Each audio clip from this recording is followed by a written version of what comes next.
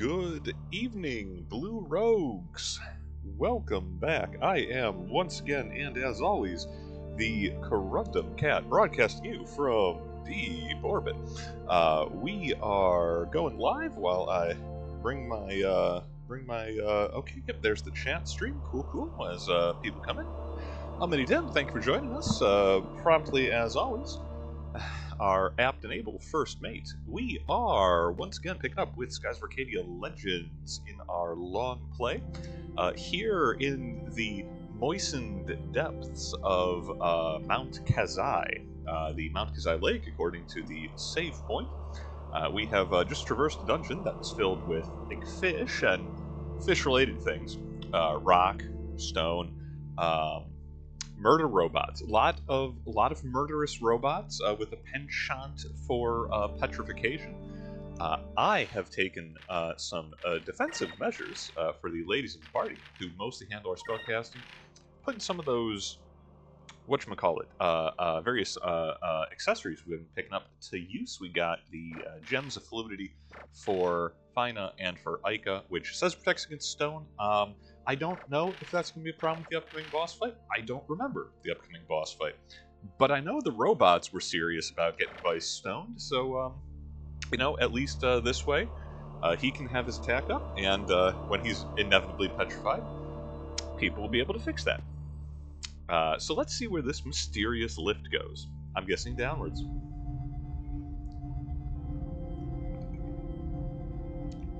Man, this is about as ominous as a chamber gets. Look at this.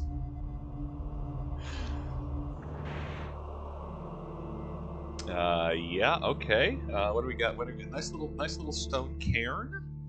No surprises on the roof. Just a deeply sacred lake, which we are here to pillage. Probably with some additional violence.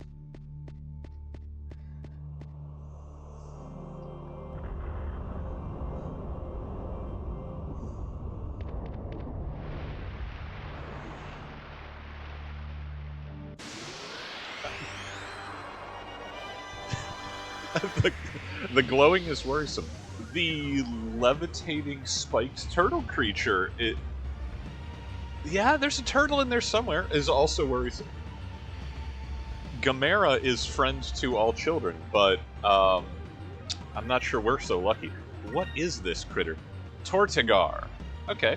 More of a tortoise than a turtle, that's fine. You're walking in the desert, you see a tortoise flipped over, lying on its shell, its belly baking in the sun. You don't help it. What desert? What's a tortoise? Doesn't matter. Sorry, that's esoteric even in my standards. Alright, what do we got? Let's you know what? I'm gonna indulge just a little bit. Vice is going to buff up with a Glyph of Might. Everyone else is going to focus, and we're going to see if we can show off Pirate's Wrath. Unless it turns us to stone in the first round, in which case, well... Steel Skin? I'm guessing that's its defensive. Okay, we might have to have Fina use Lunar Cleansing to strip it of its defenses. We'll find out. Oh, it's got an awesome metal occlusion effect on it. I really like that.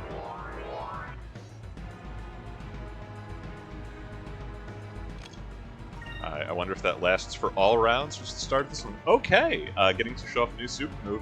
Yo ho, Pirate's Wrath. Pirates being plural, which I appreciate. Where the apostrophe is. Don't think I don't.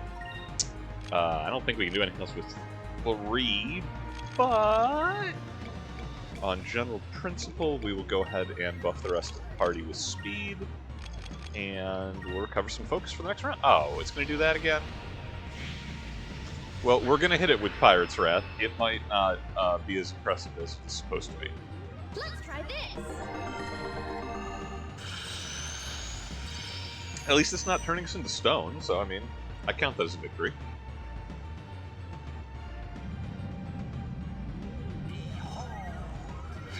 Behold!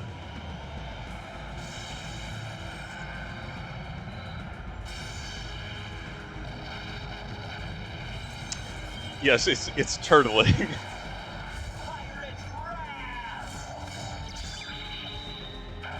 Hilarious. Okay, couldn't have asked for a better introduction to the most powerful attack in the game.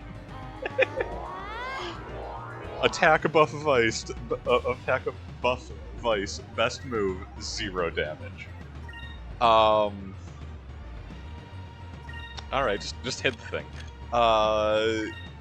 Is that a I don't think that's magic, so Delta Shield won't block it.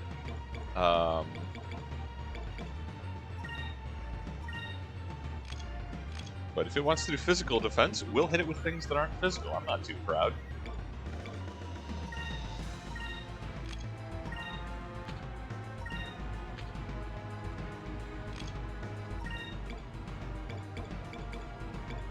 We're going to dial in, we're going to find out what magic works best. Give me strength.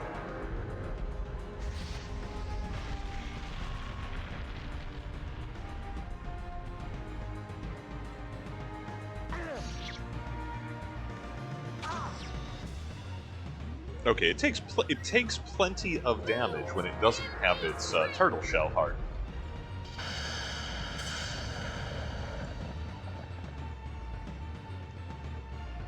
Move! Give me strength!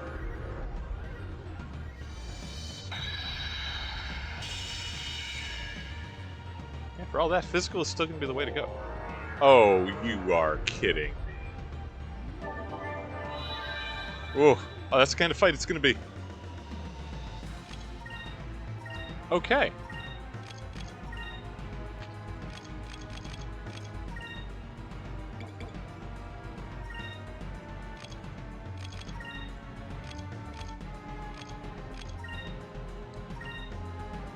Well, since it's going to turtle and can heal itself for 1100 in an activation, we are going to abuse the heck out of Delta Shield, shut down magic, and hit it with cutlasses.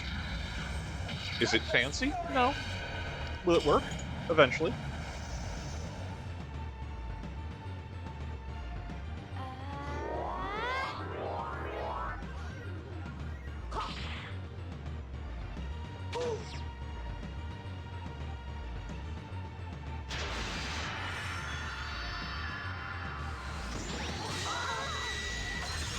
They weren't lying. That was nice, Storm.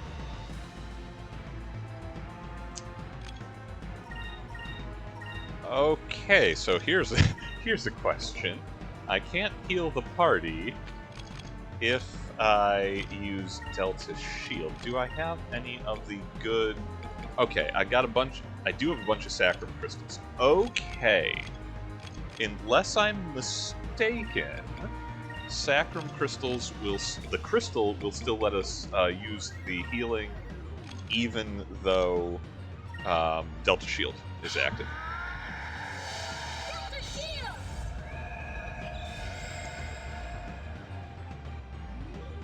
Because I'll heal all the livelong day, and enemy heals once, and I get very upset about it.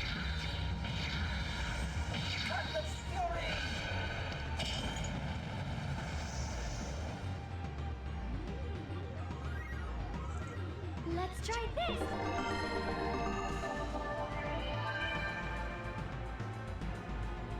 Yes, okay, that does work. And Sacrum Crystals are not so expensive that I won't, keep doing that.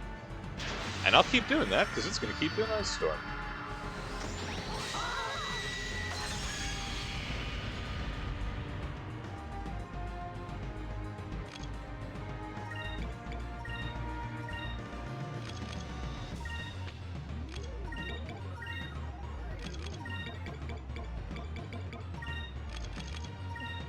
Get a little more focus from Enrique, because the white attack is just not worth the counterattack when it's fighting for 400 or 500 ons.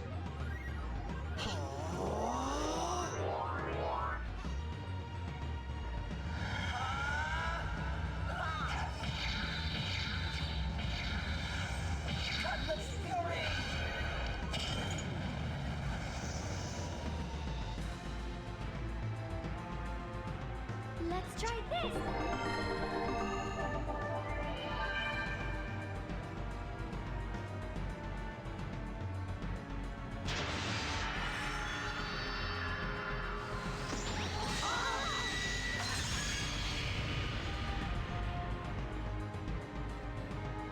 I mean, on the one hand, I appreciate that it's not turtling. On the other, this will, this will not be the most dynamic battle in the course of our adventure.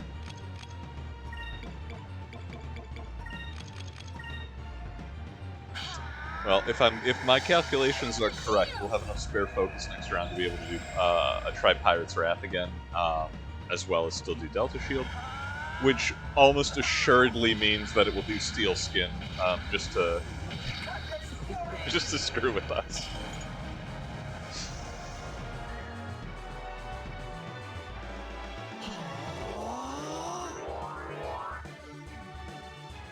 Let's try this!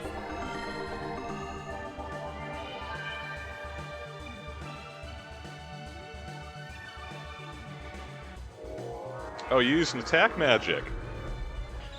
How about that?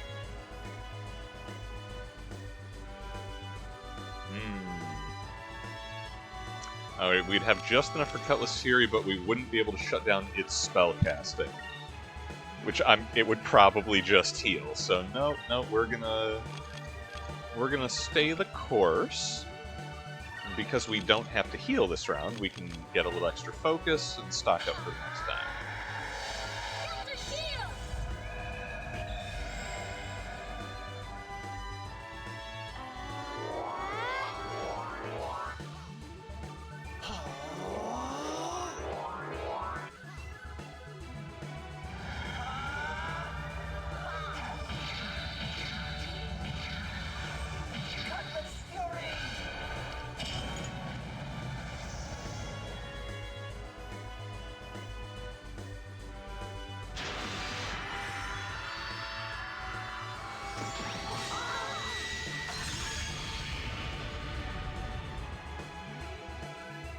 Just like its Ice Storm. Okay. Pirate's Wrath. Delta Shield. Sacrum, and we're gonna rebuff Vice with a Glyph of Might. And cross your fingers that it doesn't use Steel Skin. I expect those fingers to be crossed. I'll know. Let's try this!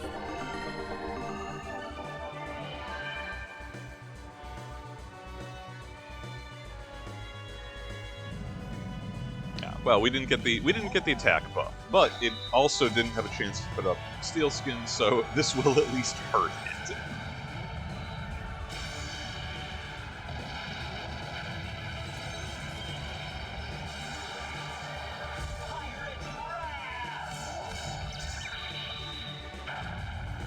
Sure did!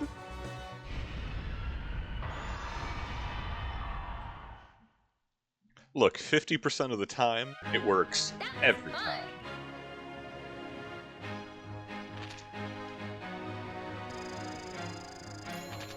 Alright, pile of money, some levels, decent amount of magic XP, and I like it a lot.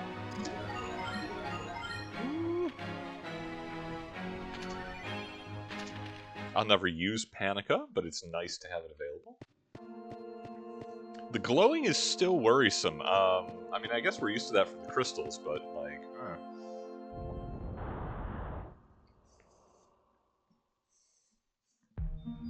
Oh, just on a pedestal here, huh? So, this is the blue crystal. We're not calling it the Magosphere. We finally found it.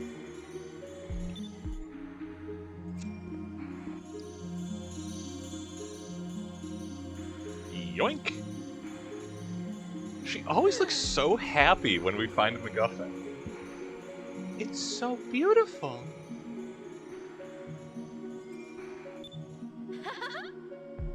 Vice, that's another crystal. You know what that means? It's time to celebrate. What? Right here, with Enrique watching? I mean, cool. Tag him in, right? Oh, this is the cutest cutscene. I'm so happy we've gotten this. Actually, let's include Fine on this one.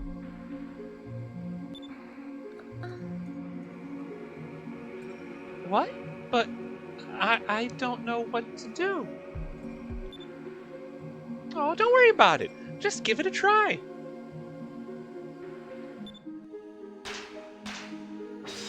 Perfect. Flawless. She's been waiting to do that since not one missed step. Like they've been rehearsing that for years. Incredible. Yeah. Thruple fully established. Fina is now part of the crew forever. And we received the Blue Moon Crystal.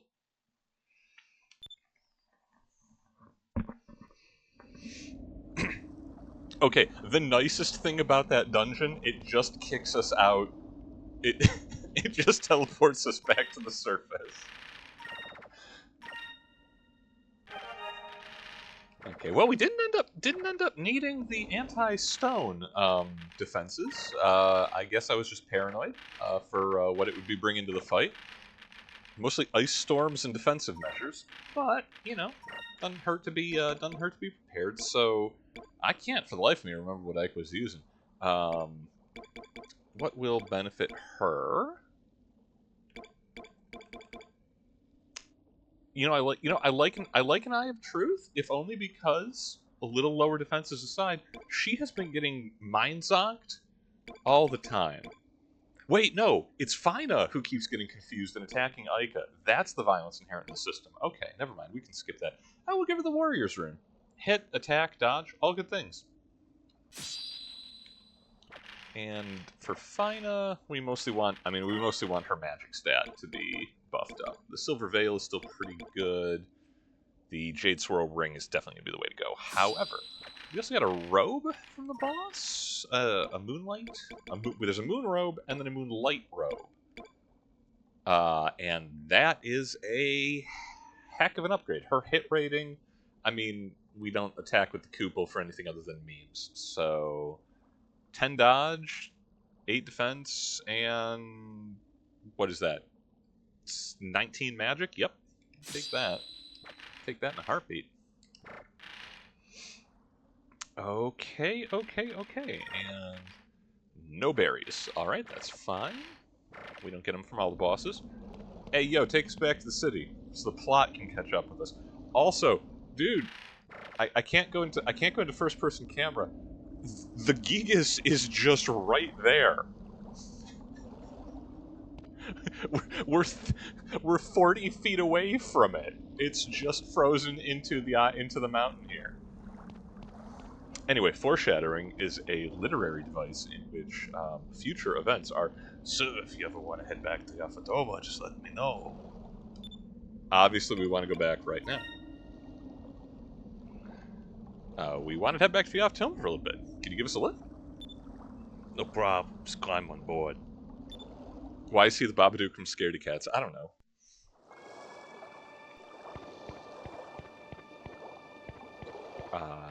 Oh, this is the Yafatoma dock. I don't think we... Yeah, we didn't appropriately explore this last time. Last time we just kind of got caught up into it. Well, at least now I know that we can return to the Delphinus, if need be. That's our skiff right there.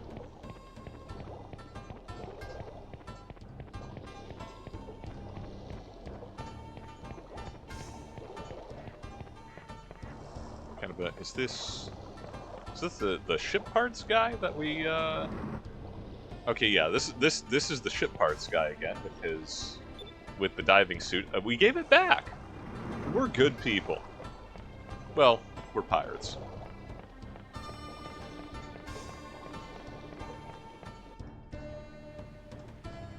I can't remember if we found an equipment shop.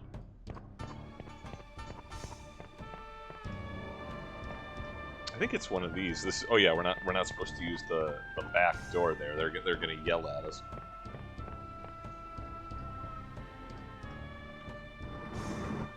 Yeah. Oh, okay. Yeah, that is the weapons merchant. No customers. Yeah. I don't 100% remember if we did some shopping, but I know we're gonna have more There will be more fisticuffs catching up with us, so we're just going to double check that.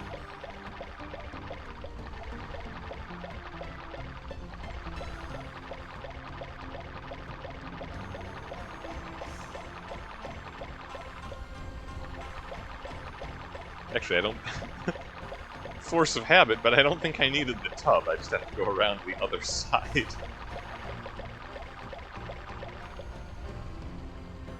The other side of the bridge.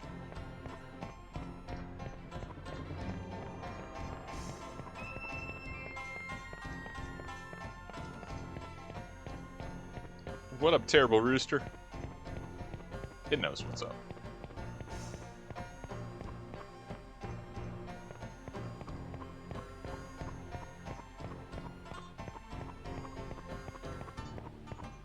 Also, for want of objective markers, because this ain't that generation of game, probably we check back in with the Lord Mikado, you know, before we are inevitably betrayed by his scheming Vizier, who was so sinister he is the thumbnail for last week's episode.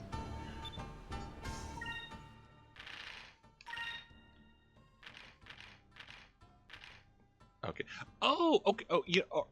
Hang on. Yeah, okay, I remember the ropes and stuff. I looked, yeah, we got the Blade of Slumber for, Enrique, and I was surprised that the Blade of Slumber caused sleep, because I pay attention to what I'm doing. The Siren Blade, that's, the Fortune Teller, out of, Maramba. Would, you know, she saw a premonition of a hero wielding a Surin blade. So I think if we buy this sword, we get a crew member the next time we go to Maramba. So I will snag that.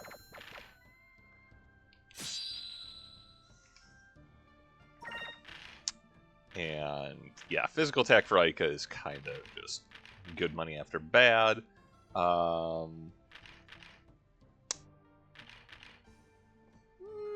A little loss of hit for Enrique, but the armor is probably worth it.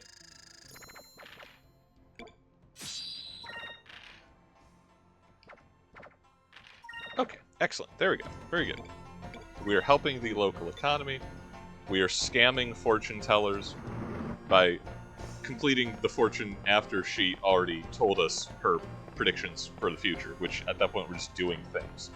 That's how causality works anyway. So I guess let's head back upstairs here, and check in with Lord Mikado and see, you know, if there is a quote sudden but inevitable betrayal. Maybe we found the one nice Vizier in all of media. He's just like, oh, you found our ancient crystal. Thanks. Cool. No strings.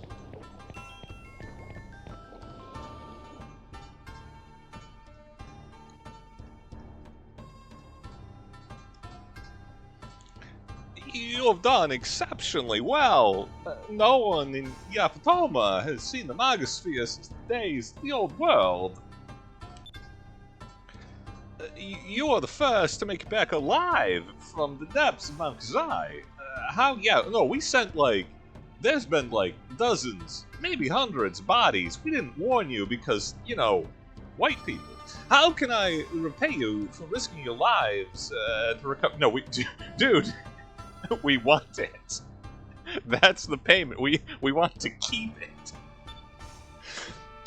Well, as we mentioned earlier, we were wondering if it would be alright if we borrowed it. Yes, we're going to borrow it. Permanently.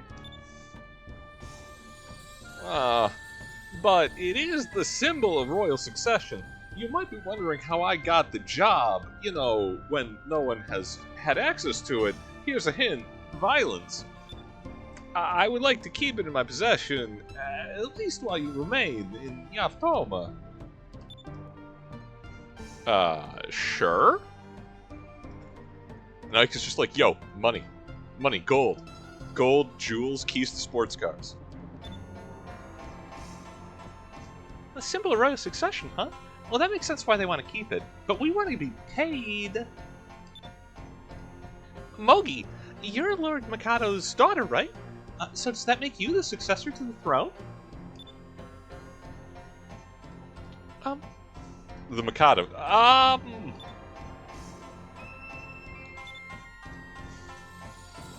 Well, thank you for retrieving the Magosphere. I'm not answering that question. Leave now.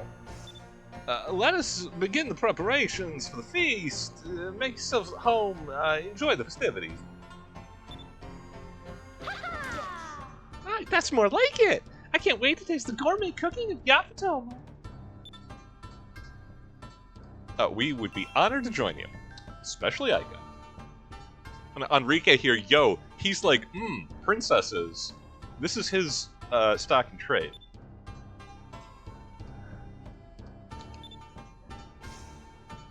Princess.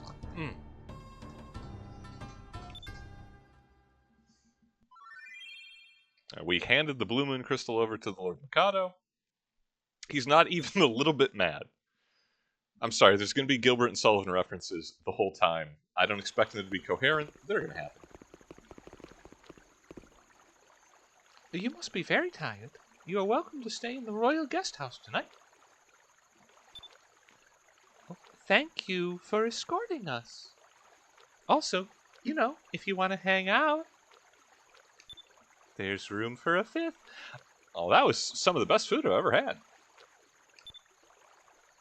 And for some reason, I pictured those eating sticks to be much bigger. It took me a while to get used to them, though. Yeah, she did think they were full-size logs. I remember the artwork. I'm very happy that you enjoyed yourselves. And now for your reward.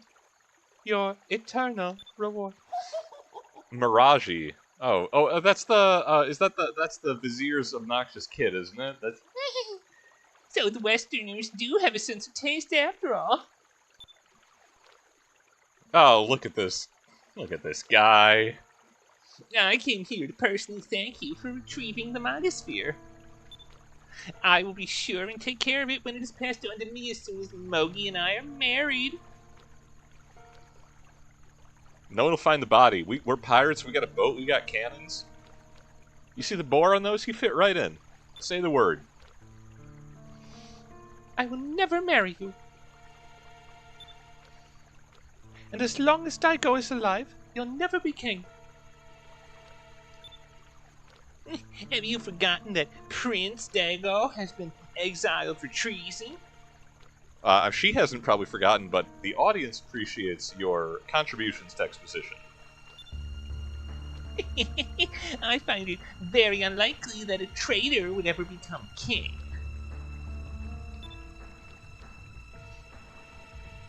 Moki?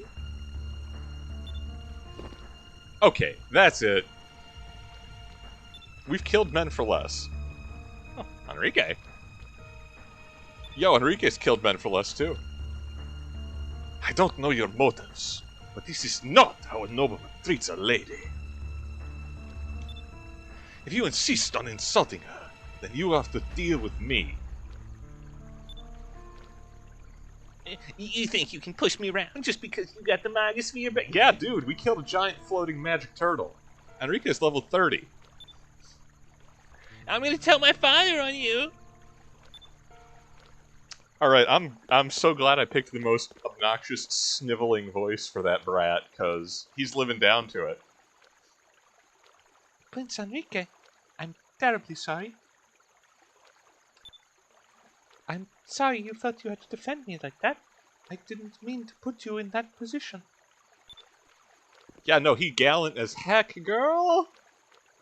No, that's quite alright.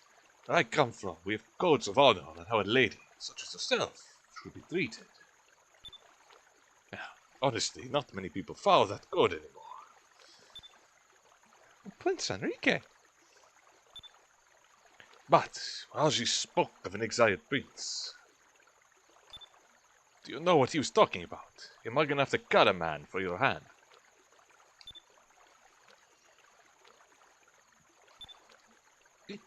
It is nothing. If you'll excuse me, I will be returning to my quarters. Pleasant dreams.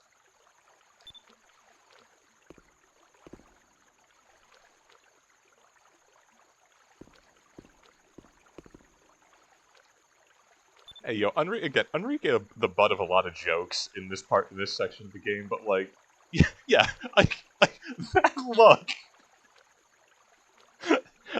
yeah, oh no, ain't no girl in every port, a princess in every port. Literally been sailing for a week. Those Westerners, they'll pay for speaking to me like that. I don't know whose female voice that. Oh wait, I do know whose female that voice that is. I remember. Oh, well, what have we here? Who are you? She's back. Shh, I heard everything. My name is Belissa, and it appears we have a common enemy. Oh.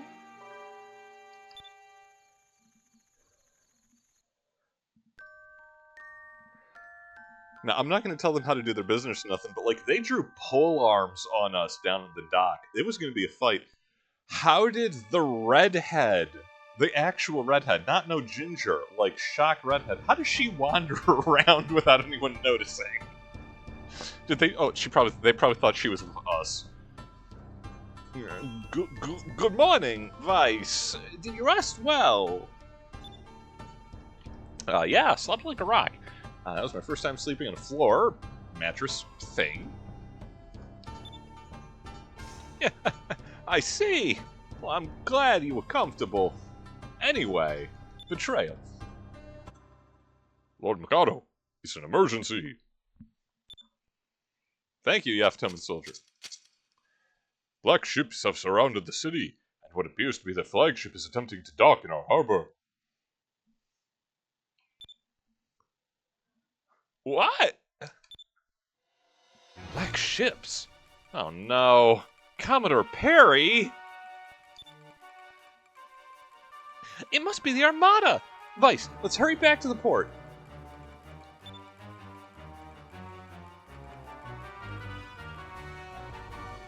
Father.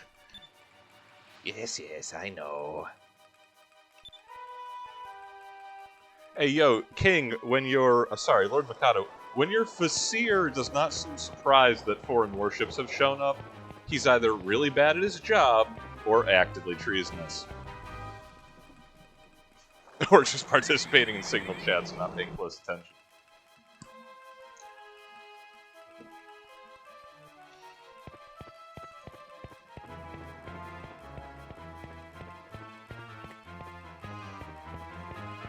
Oh yeah, no, stairs down is to this side of the inner city harbor.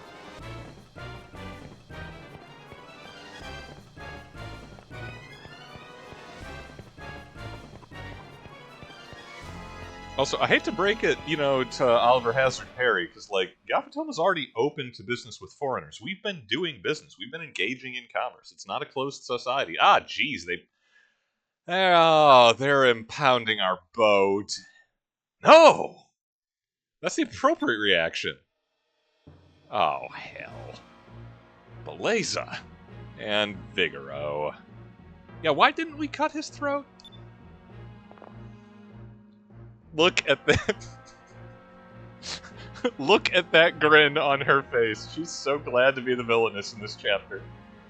Well, hello there, Ansel. Haven't seen you in a while. Whoa. Well, hey, Red.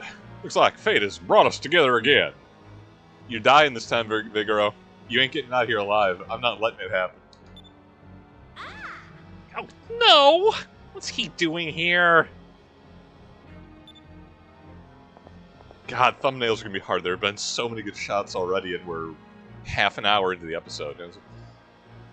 Oh, so cute how she pretends like she doesn't want me. Come aboard my ship. Maybe the two of us can rock the boat. Beleza is actively disgusted to be working with this man, and I appreciate that. Go, please. We are in the presence of Prince Enrique. Prince Enrique, I trust you are in good health. If you are wondering how we got here, we blasted a hole in the stone reef near Ixutaka and traveled west. We weren't wondering, but thank you for continually telling us about Valua's naval operations. Maybe she was in the signal chat. Our goal is the same, my prince. We also seek the blue crystal. What? Beleza. You plan to burn down Yafatoma as well? Relax, handsome. As I told you before, I am against unnecessary destruction. So, you know, don't make it necessary. We have no intention of fighting with you. We are merely planning to dock and speak with the king of these lands. You're wasting your time. King Mikado is an honorable man. There's no way he would strike a deal with the Valuan Armada. Oh, I don't want to have to be the one to explain great power political theory device. Yeah, we'll see about that.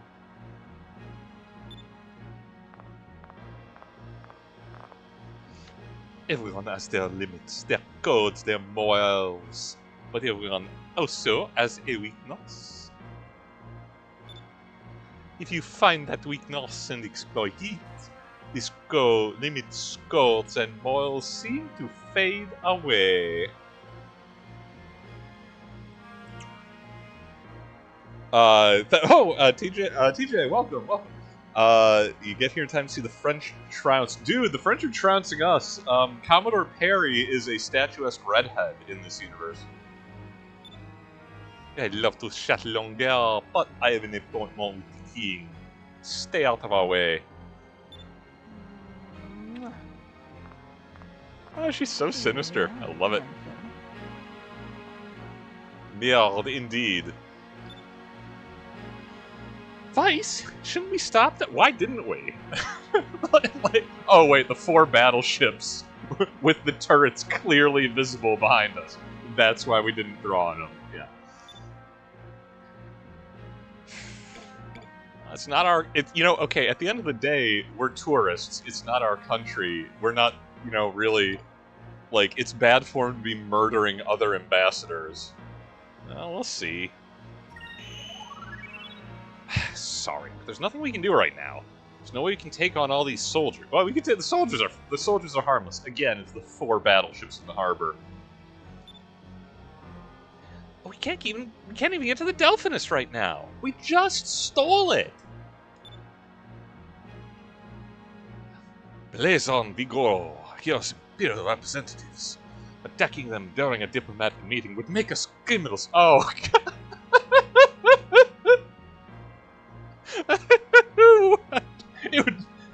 It would make us criminals, Enrique. Do you? Some of us have wanted posters, Enrique. We're career criminals. Oh, he's so cute. He tries so hard. Let's return to our quarters. There we will wait until they've concluded the docks.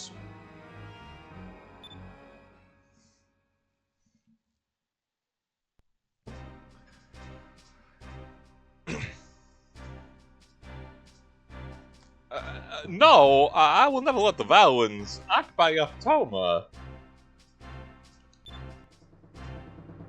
But King Mikado, you realize that your country's pitiful army wouldn't last a day against the Armada. To prevent unnecessary bloodshed, I recommend that you surrender. We will never surrender. We will never hand Yaftoma over to a band bloodthirsty warlords like yourselves. We are protected by the Blue Moon. In the past, whenever our country was threatened, blue winds came to our aid and saved our lands. If you attack us, the winds will blow you into the Dark Rift. Valua will never occupy Yaftoma. Do you hear me? Never. I'm sorry for didn't see things our way. It appears this meeting is at an end.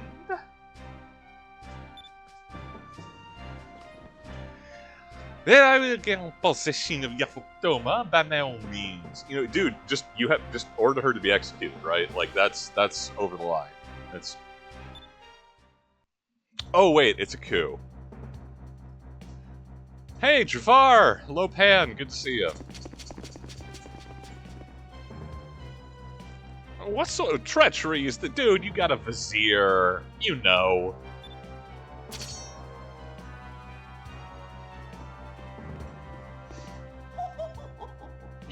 If you don't keep quiet, you'll be a head shorter. Moaji, you traitor!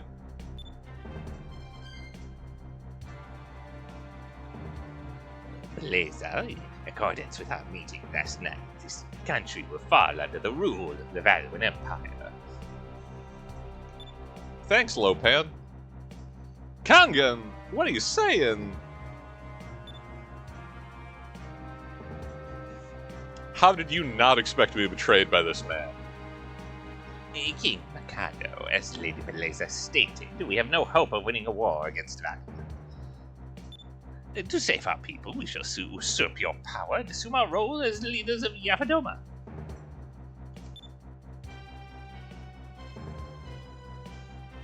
Wow, Blazer, I'm glad we're on the same side. Don't react yet, big guy. Not where the kid is still around. Taking Mikado prisoner and find the rare pirates. She gets more French the more sinister she is. I'm not sure if it's intentional, but it is happening. We went back to the guest house? This is the first place they're gonna look. It seems like they've been talking forever. Well, you know how formal those diplomatic talks are. It takes forever for them to decide who gets to sit down first. Everyone, quickly, you must get out of here. Princess Moki, what happened? Kangan and Maashi have betrayed us. My father has been taken prisoner. Yeah, that was gonna happen. It was Blazer's doing. What? Get a lot of mileage out of that. Beleza, it figures. She probably met with those two before the meeting, and the whole thing planned out. Vice, what should we do?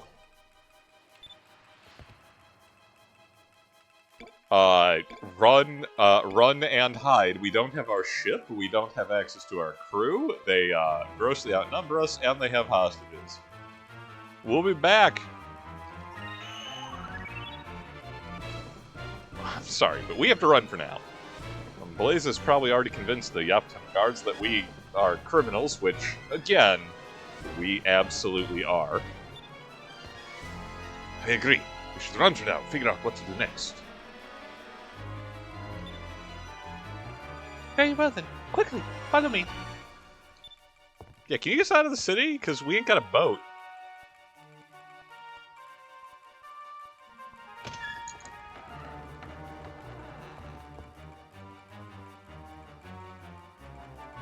We can escape from the palace this way.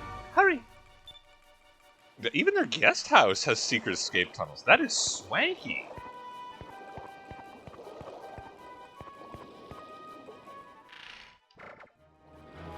Is there... I genuinely don't know if this just loops around or if one of these... Oh, this is a dead end with a treasure chest. Okay. I'll take some saccharin. Why not?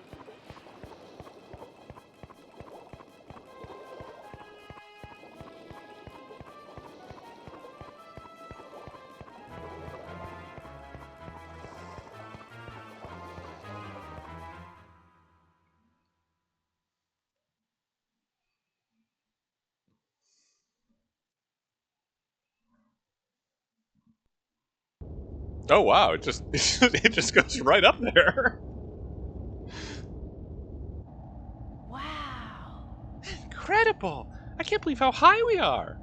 Well, you know, you get that dank kush. You got that Yapatoman bud. This ain't nothing, son.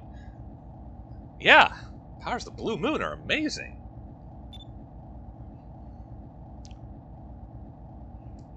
We will be safe here. It's great we escaped from the guards, but Now what do we do? there's an ancient temple on a small island to the north. My brother, Dago, should be there.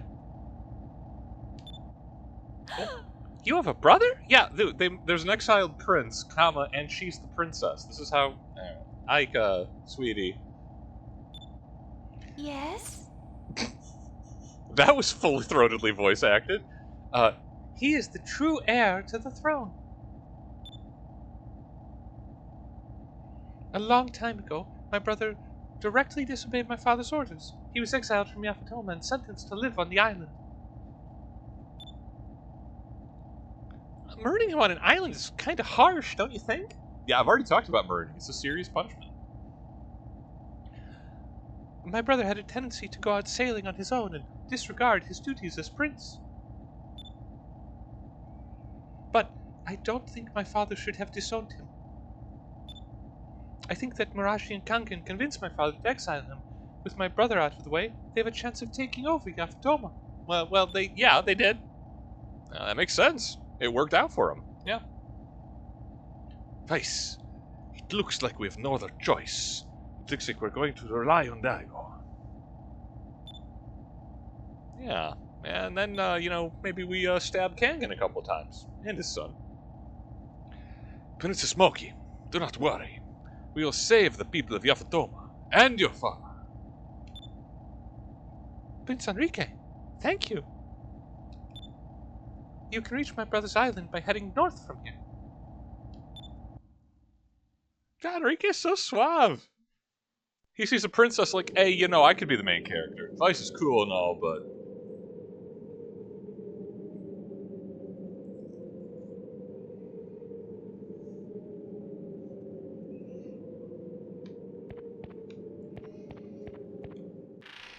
I always press the wrong button. Yeah, okay. Final dungeon of Persona 4. Good to be here. Good to be back. How do you feel about the truth? So, what have we got? I suspect we're going to run into the Macho Man Randy Savage again. I'm pretty sure he works for this faction. We'll find out.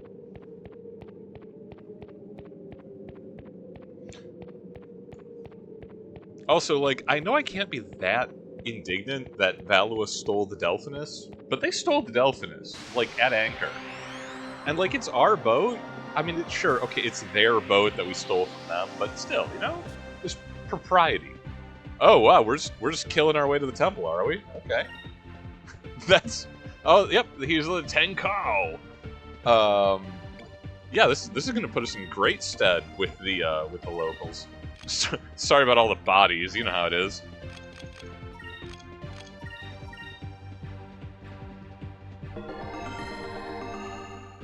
They're also abusing consumable items, and I approve. Wholeheartedly.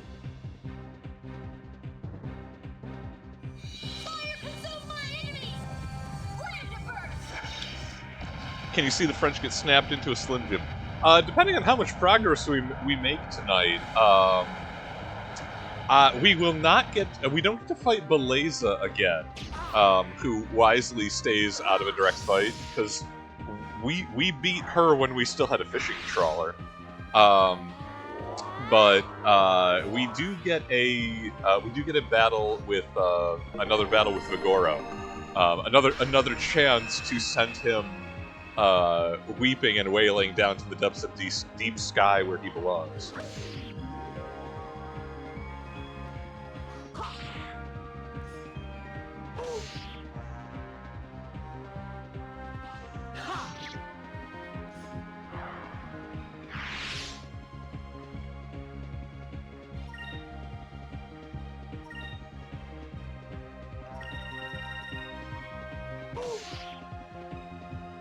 Yeah, Enrique and I should be able to... Oh, right. Or they can heal themselves. Well, that'll slow things down a touch. Well, okay. This is officially a dungeon. It's filled with dudes that we're going to have to fight the old-fashioned way. Until next round when I use ranged swords.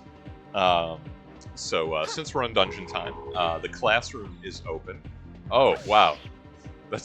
That's a really bad trade for a counterattack. We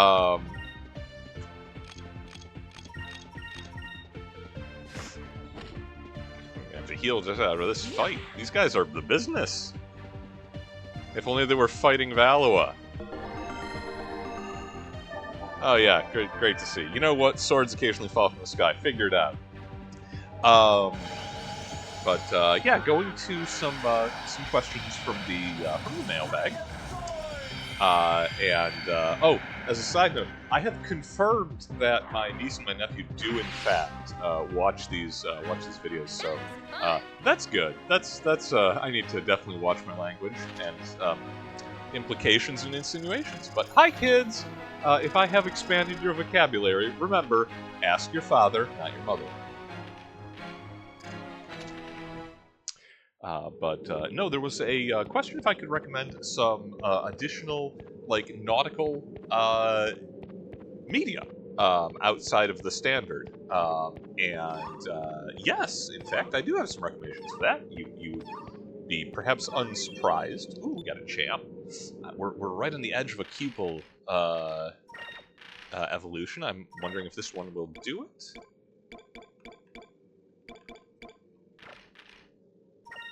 Not yet. Disappointing. We've been force feeding that thing. Well, sooner or later. Oh, we should probably heal though while we're actually looking at it. What was I saying? Oh yeah. Other not necessarily pirate stuff. Again, if you haven't read Treasure Island, read Treasure Island. It's great. I'm critical of it because I love it. But outside of that, I definitely can make some recommendations. For a younger audience, I'm going to, as like an introductory to sort of like British sailing culture and like Age of Sail into the Victorian years, sort of stuff. I am going to use Skull Shield because it's funny, and then focus up on everybody else. Pirates of old, defend our cause! I'm not sure I've used this on screen yet. Literally, that is Ducat. So that is the legendary air pirate. We are channeling the spirit. He makes everyone automatically counterattack. It's funny. But no, as a introductory work, The True Confessions of Charlotte Doyle, a novel I believe from the 90s, 1990s, by Edward Irving Wartis. He goes by Avi. Cousin Avi, right, is the author's pen name. A fantastic novel, which I actually read, I think, in the 3rd or the 4th grade, and I forgot all about. Like, I could not for the life of me remember the name of it until I rediscovered it while doing research for some of these segments. It's a great story. It follows a young Victorian lady on her, what is supposed to be just a passenger trip on a sailing ship of the time from England to the Americas. And she gets caught up in all manner of adventures aboard as she decides to like pitch in and be a sailor, a Jack Tar in the Age of Sail, despite the social propriety of the day. And is also caught, there's a mutiny on board. It's a great story. It's well written. It is incredibly authentic in its presentation. The lingo, the dialect, the look at sailing life, and it is relatively accessible. Good book for kids. I think it's won a couple of like Newbery medals. I don't know, but it's great. That again is The True Confessions of Charlotte Doyle. Check it out. Yes, that is the that is the same Avi who wrote Windcatcher. That is correct. Yeah, he's great. And I'm just recently rediscovering his work. Because again, I read this in grade school. Remembered segments from it. Like I could absolutely still recite dialogue from that story, and I had completely forgotten the name of it. Like I know this was a book about a young woman sailing on a British warship. I couldn't I don't remember anything about it, but yeah, recently rediscovered. It's great. Avi is a great author.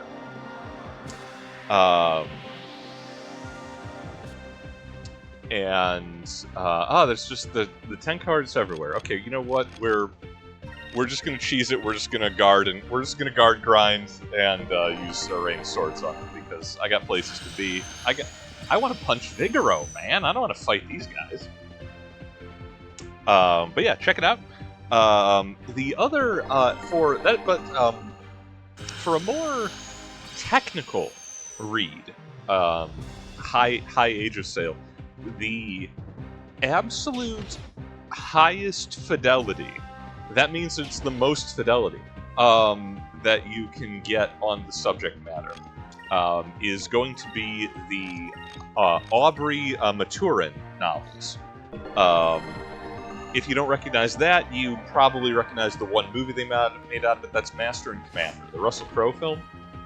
So, Master and Commander was the first of, I think, 20 novels following the exploits of Captain Jack Aubrey and naturalist, professor, doctor, and occasional spy Stephen Maturin are the two characters, Aubrey and Maturin.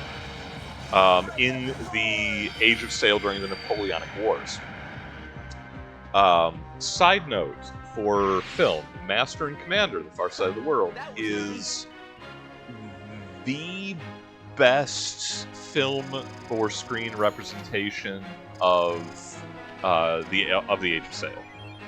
Like nothing is better. It is almost flawless. It's great work. Russell Crowe is a little weird and a little tedious, but it's an incredible film, and if you have not checked it out, you absolutely should. It is perfect, 10 out of 10. No notes, though a great deal of gushing about it if you get me going. Anyway, there's a whole novel series. Again, there's like 20 of the things. They're a great read. They're a very adult read. Not in their content, just in the density of them. The amount of jargon, nautical jargon, sailors terminology used in like the first two books alone is almost impenetrable. Like, it is opaque. He tones it down. The author is Patrick O'Brien. By the time the third book, HMS Surprise, comes out, it's a little easier to follow. It's a little more accessible. I believe it is done intentionally, as the point of view character of Stephen Maturin is not a sailor. At the start of the timeline in the first book. So I believe that there is the completely unexplained use of all this nautical jargon so that the audience is sort of put in his shoes, right? Also incredibly confused that every rope, every line, every piece of the boat has its own incredibly specific terminology, and the old tars get really upset if you don't know it. Hey, it's these guys again. We gonna fight again? Yo, bring it on. Westerners, it appears that we meet again. Oh, not them again. What are you doing here? They live here, Feist. This is the headquarters of the Tenkau. It was very foolish for you to come here. The time has come For you to die. for you to it's not even for you to die or for us to finish you. You did the line. What am I gonna Halt!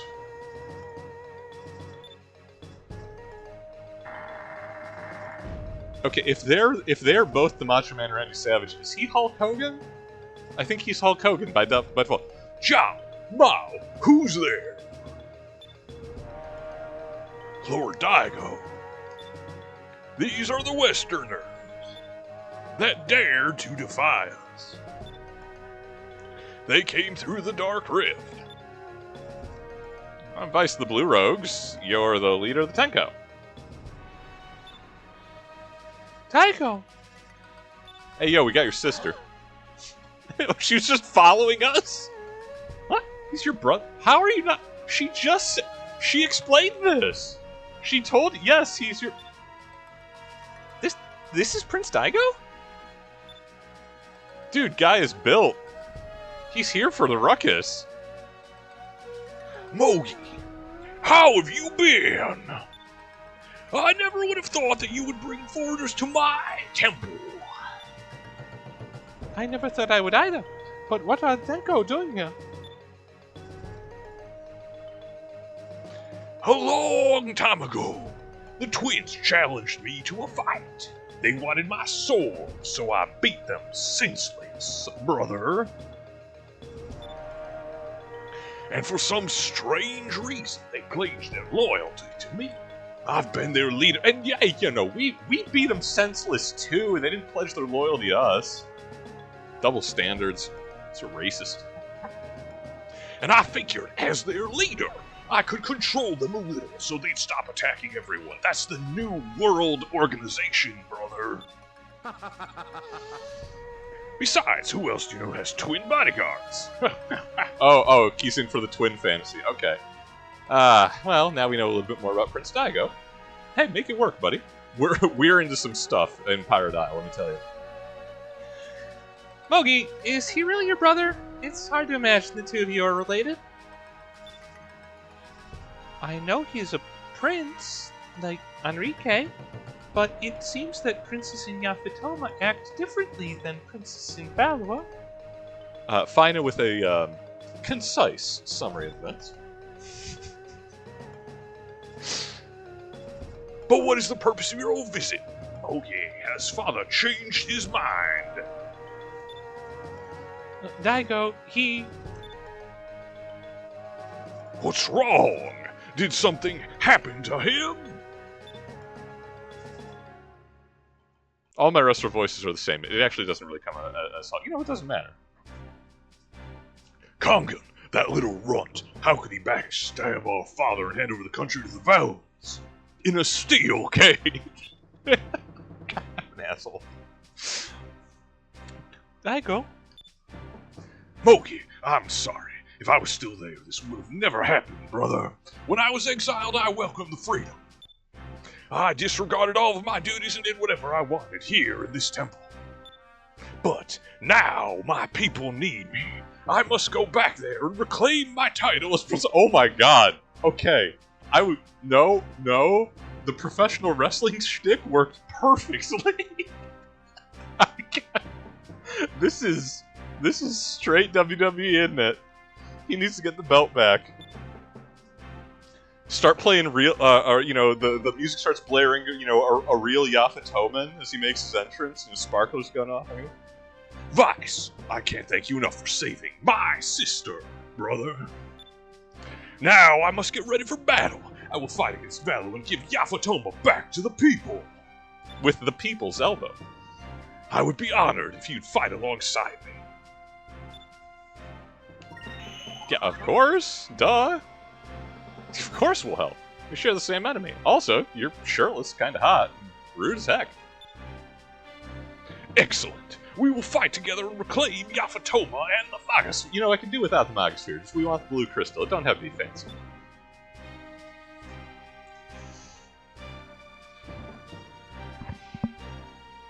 Also, Lord Enrique, I hear that you defended my sister from Moragi. My family thanks you for your bravery. I did only what is expected of a gentleman. Think nothing of it. And, Prince Daigo, I know how you feel. I, too, have been exiled from my lands. That is a lie!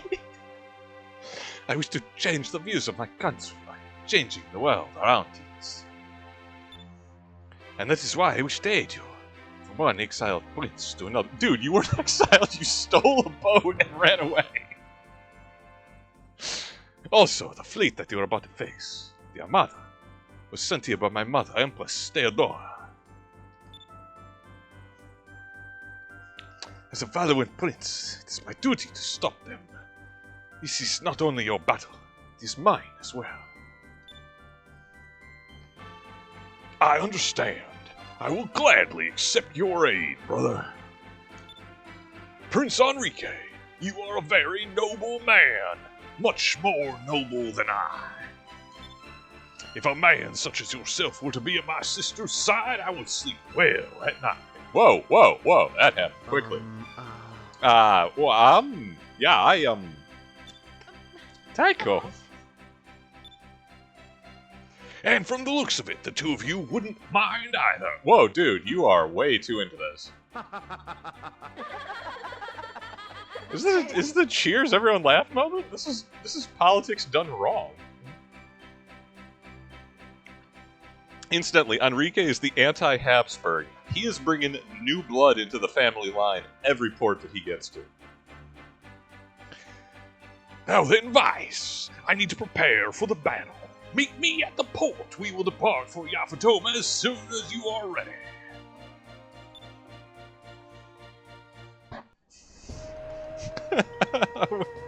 Well, welcome to all of our, welcome to all the new additions to the Blue Rogues, who are fresh come from Repo, brothers. It's good to see y'all.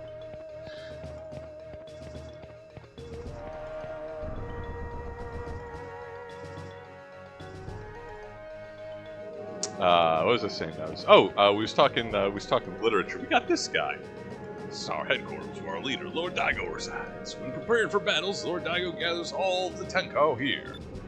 Just a little while ago, Lord Daigo issued an order for all the Tenko to assemble. It smells like a war.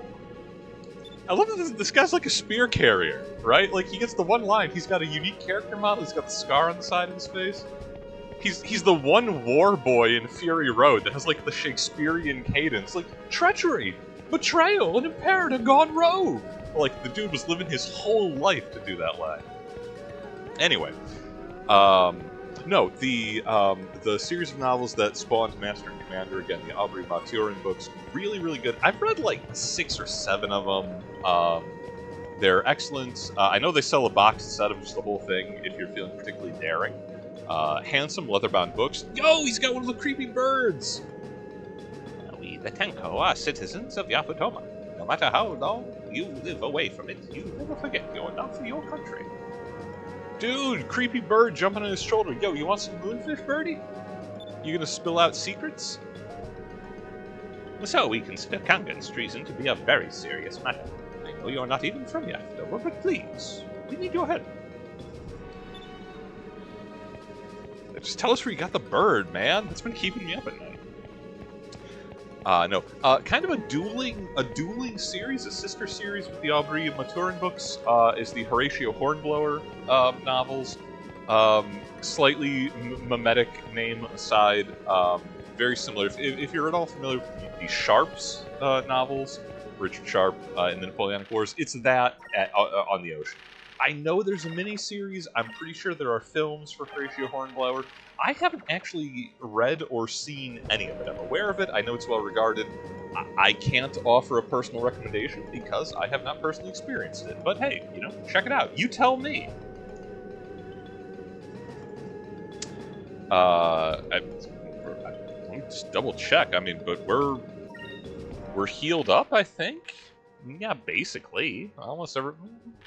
All right, we'll top up with fighting here. Yeah,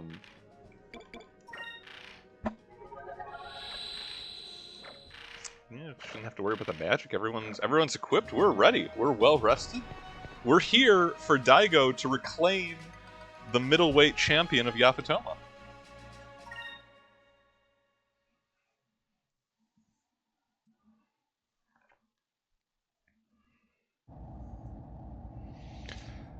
Hey, you can't expect to fight in that ship. Come ride with me on my ship. Actually, I appreciate the heck out of that. All ships prepare for battle. We must take back Yafatoma. Okay, I kind of love the shot, like just whoop, floating up out of the cloud line into a skirmish line. That's really good.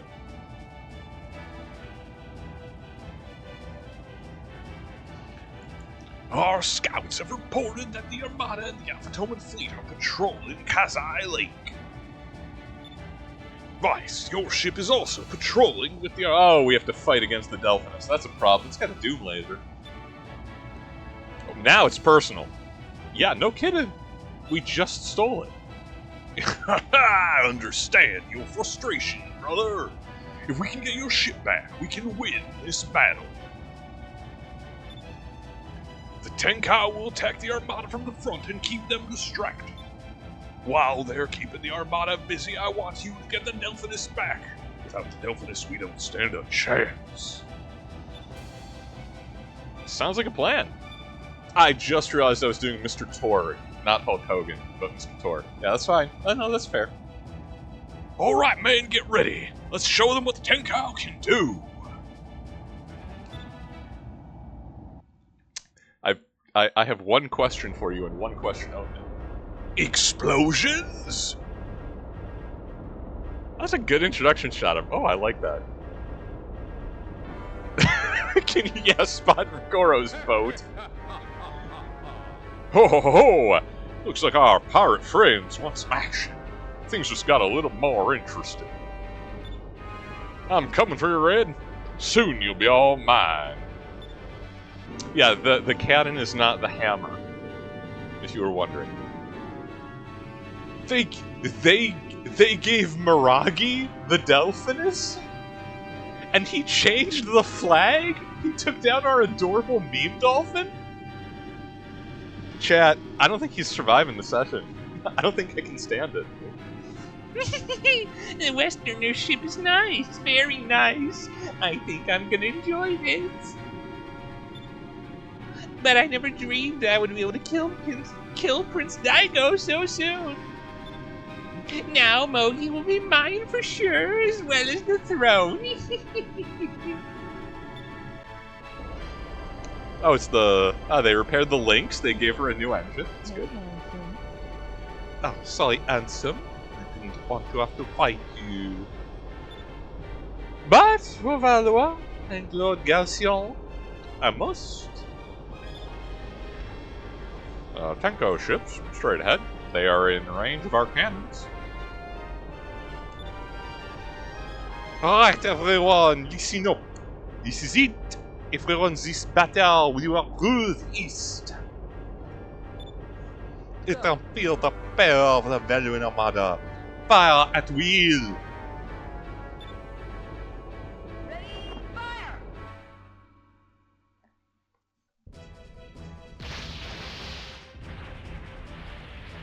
Their formation is awfully tight. Oh, so is ours, in fairness.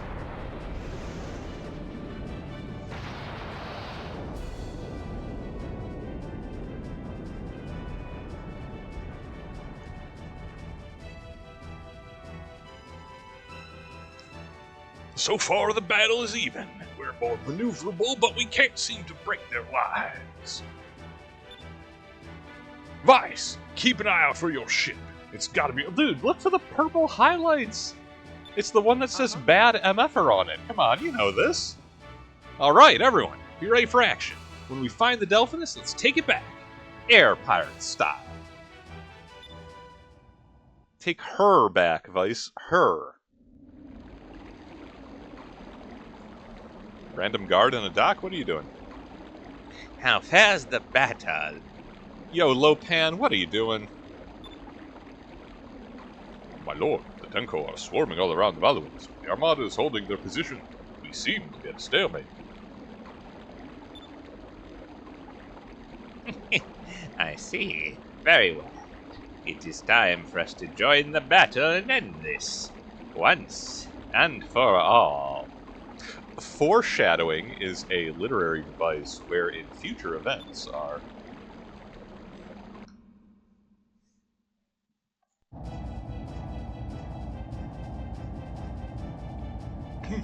We can't break their lines, and our ships are taking serious damage. I don't think we can take much more of this. I'm gonna give the signal to retreat today. Alva has won, brother. That's an angry face. It's appropriate. My lord, a ship fitting the description of the Captain Vice's vessel is heading our way. Yeah, the Captain Vice. Pronounce his name with the. What? Are you sure? Yes, my lord. I'm positive it's the Dolphins. Daigo, if you can get us close to the Delphinus, we can take it back and win this thing. We're air pirates, remember? We do this stuff all the time. All you have to do is get us close. I see. Okay, Vice, you got it.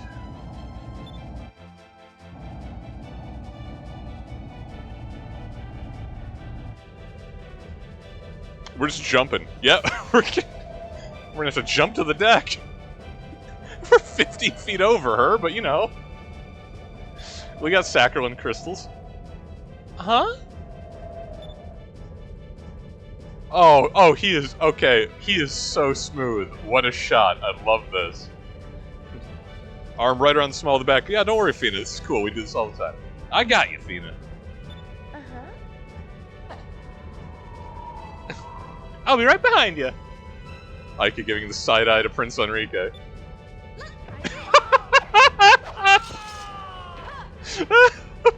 Incredible. I guess they're expecting it. Dude, they better be at battle stations. They're in a battle. Let's throw these goons off our ship.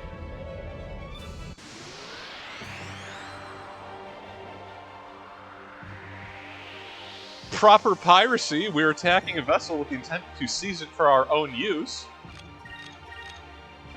I'm still gonna be incredibly cheesy. Oh yeah, I was gonna say these guys. I remember these guys. These guys use counter stance, so we're going to, you know, cheese the heck out of them with Rain of Swords because I'm a bad person. You know, piracy.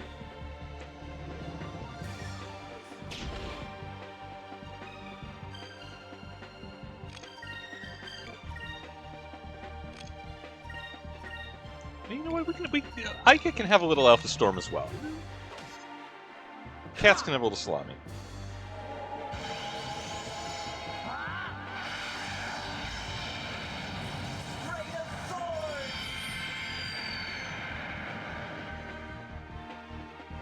There's so much plot going on, I'm not sure if I should be going back to the mailbag, but since we're going to have at least a couple of rounds of this combat, I don't know if we actually get to fight Miragi? I kind of hope so. He deserves it. Yeah, it's a war anyway. But from that, from a concerned viewer, the jargon is killing me. What is a belaying pin? Question mark.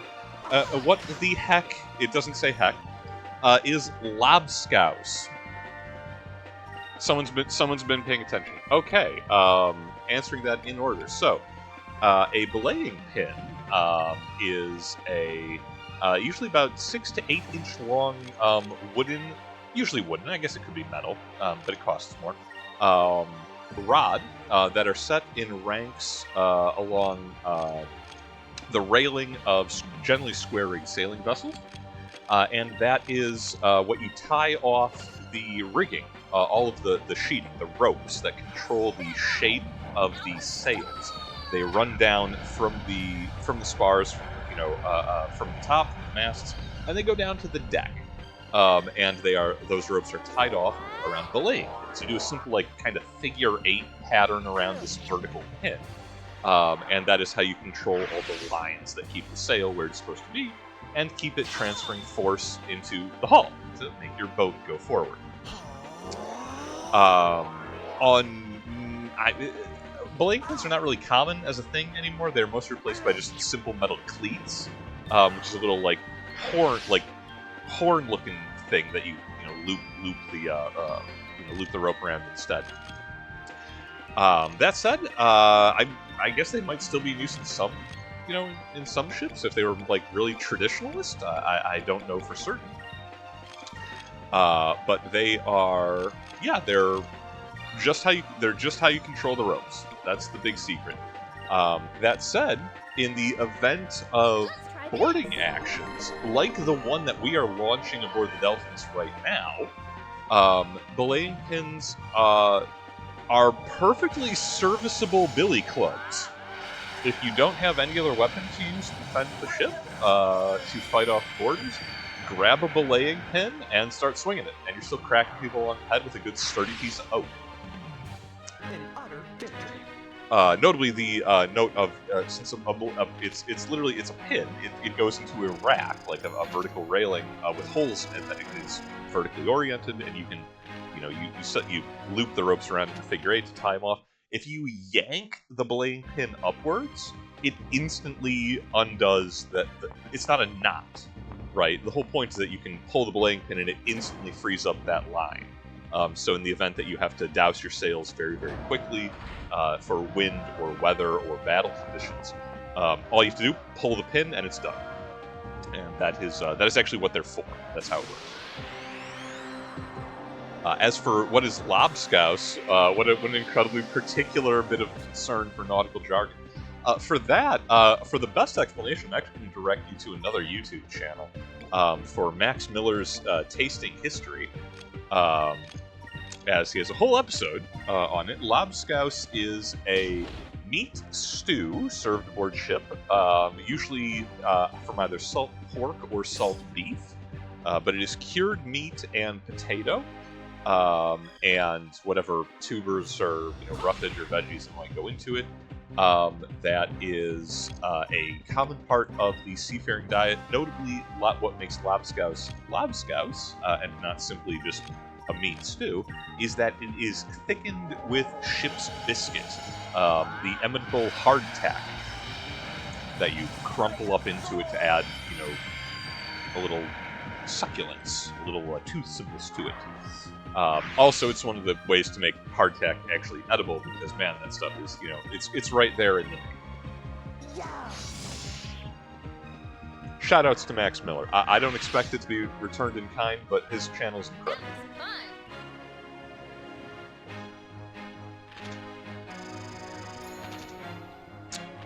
More contemporarily, outside of the main tradition, lobscouse is still kind of popular in parts of England. I think Liverpool, the Liverpudlians are still quite fond of it. They're called Scousers for a reason. That's where it comes from. Miraji, we'll be taking back our ship now. Yeah, dude, where'd you put our flag? Fina worked really hard on that. Do you think I'm afraid of you? You aren't so tough. Wow, man. Why are you fools just standing there? Get them! Enrique gonna cut a man. You betray those that trust you and needlessly endanger the lives of innocent people, all for your own personal gain. For the honor of Princess Moki, and for the people of Yafadoma, I will strike you down. Face my blade, coward. God, Inigo Montoya over here. Enrique is, he's earning them protagonist left marks. This is technically his boat. I guess he's got, Do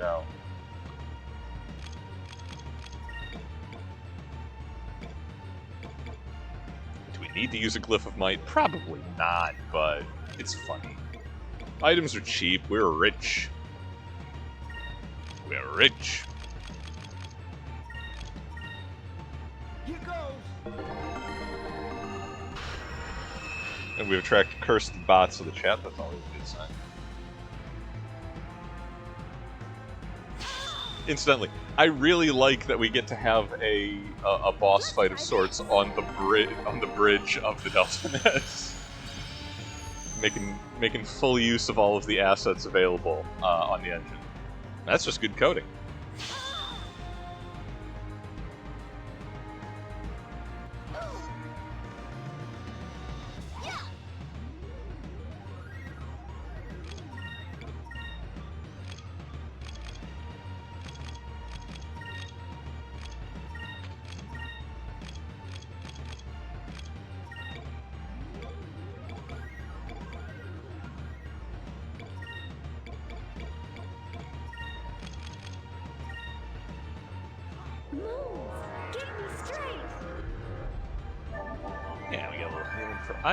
We'll get a little sword rain. Nasty weather we're having today.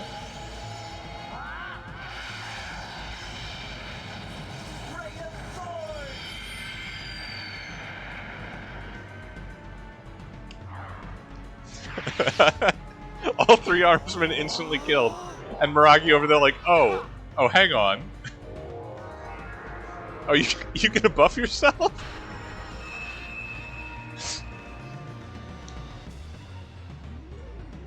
Okay, do we fight him normally, or do we feed Enrique and let him use Royal Blade? I mean, obviously...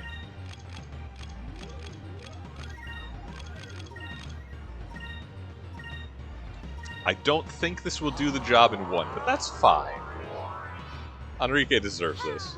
He's been putting up with air sickness. Ike has been teasing him for the whole cruise. He deserves some super moves.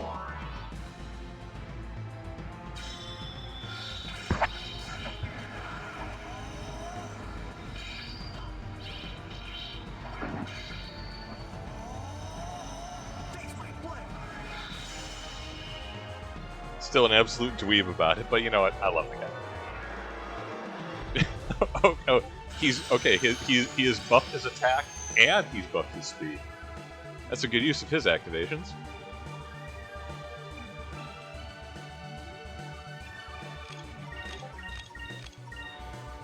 Yeah, what you got?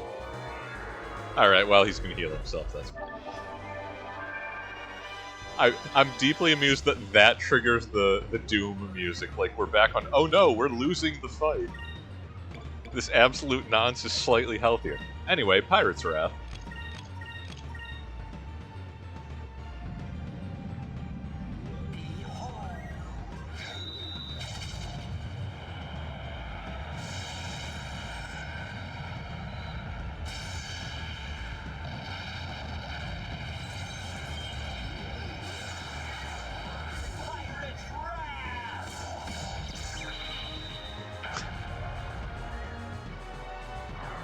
You're gonna leave the fight now, kid.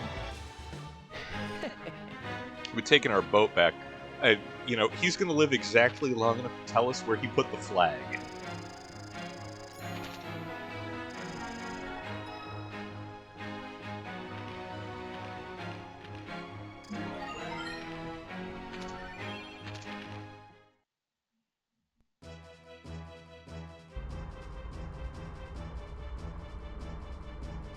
Hey, Enrique, there are deep in the sea. There are no witnesses. There are no fingerprints. Help!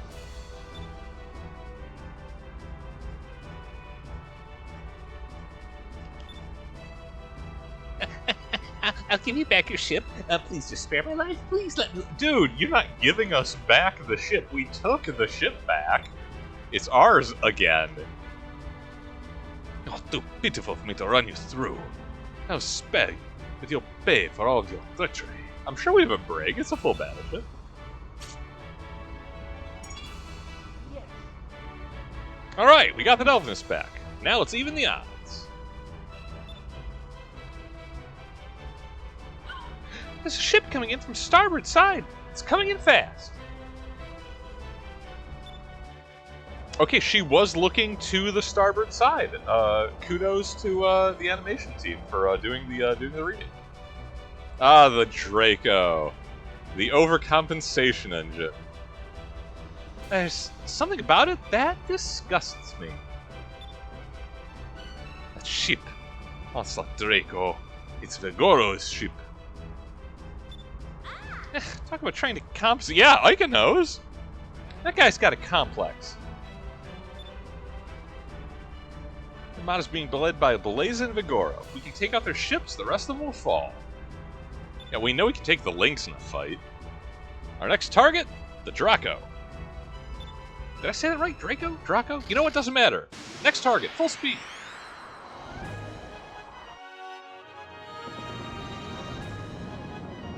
It is 90% gun by volume. Wow, okay. Back in the day, we was playing Freelancer. I distinctly recall modding capital ship turrets onto a fighter, and it kind of looked like the Draco. Hey, Vice! My cannon's bigger than yours. Ha ha! Now feel the destructive power of my ship, the Draco. I'm glad he called it out. It's literally just it's just a you know, phallic measuring contest. That's fine. You know what? He has a lot of threat tiles. However,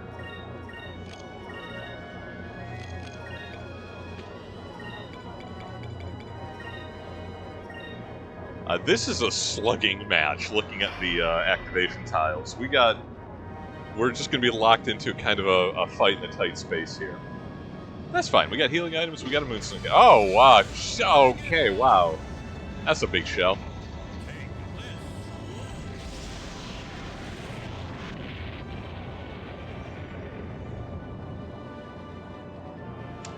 Okay, 5,400 while we were defending. It's impressive. I'm not going to save him, but it's impressive.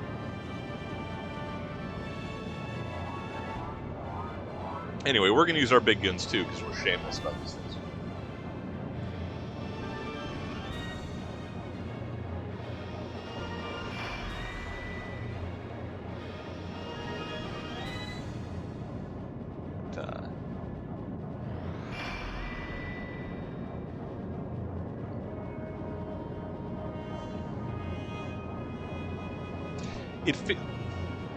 Yeah, good shooting, dingus.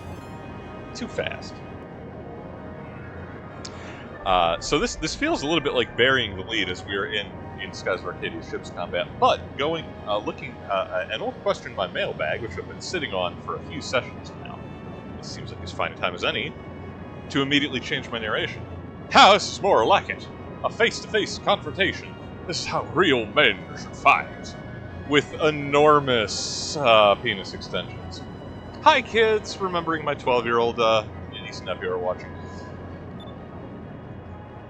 Oh, hey! Welcome back, Vice Emperate. Yeah, see ya. Welcome. You ain't been here since episode 2, but we're always happy to have you join in the Blue Rogues. We got the crew here while we are clearing out Yapatoma. And how dirty can we do Megoro? Because he deserves the worst. So,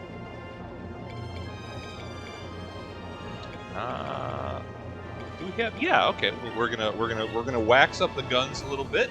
It's not an entendre. Shut up. We're gonna set up a little bit of a broad. Back. We're gonna set up a little bit of a broad. No. Let's like next round we use the torpedo for that. And if on the off chance the ship's still alive, use the deluxe kit, because we're rich. I appreciate the Vice Heist. Anyway, welcome to the fight. What the heck was I just saying? Oh, yeah, from the mailbag. Questions about various nautical stuff. And this from a long-time viewer. How does Skies combat compare to actual naval combat? Wow. There's a reason I've been sitting on this one. So, obviously, there's a certain looseness of interpretation. It's RPG mechanics. How close does RPG combat match anything? Side note, Moonstone Cannon fire. Moonstone cannon, fire!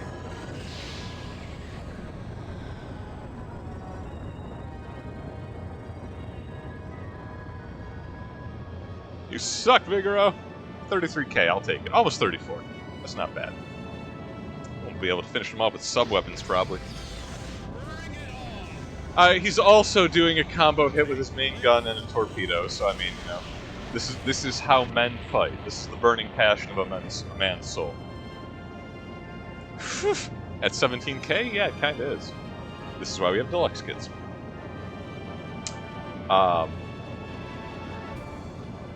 Yeah, no, the, how was this translate to actual ship combat? Okay, so, I'm gonna be generous, because I'm incredibly biased in my appreciation for Skies of Arcadia. It's very silly. I knew the Dolphinus was powerful, but damn, that thing's strong. Yep, that's the camera angle they chose. But that will make my victory all the sweeter. It will prove that I am the strongest man in the world. Well, sure, why not? We'll go with that. Who am I to speak out against his incredible girth, breadth, and width? Sephiroth up in here.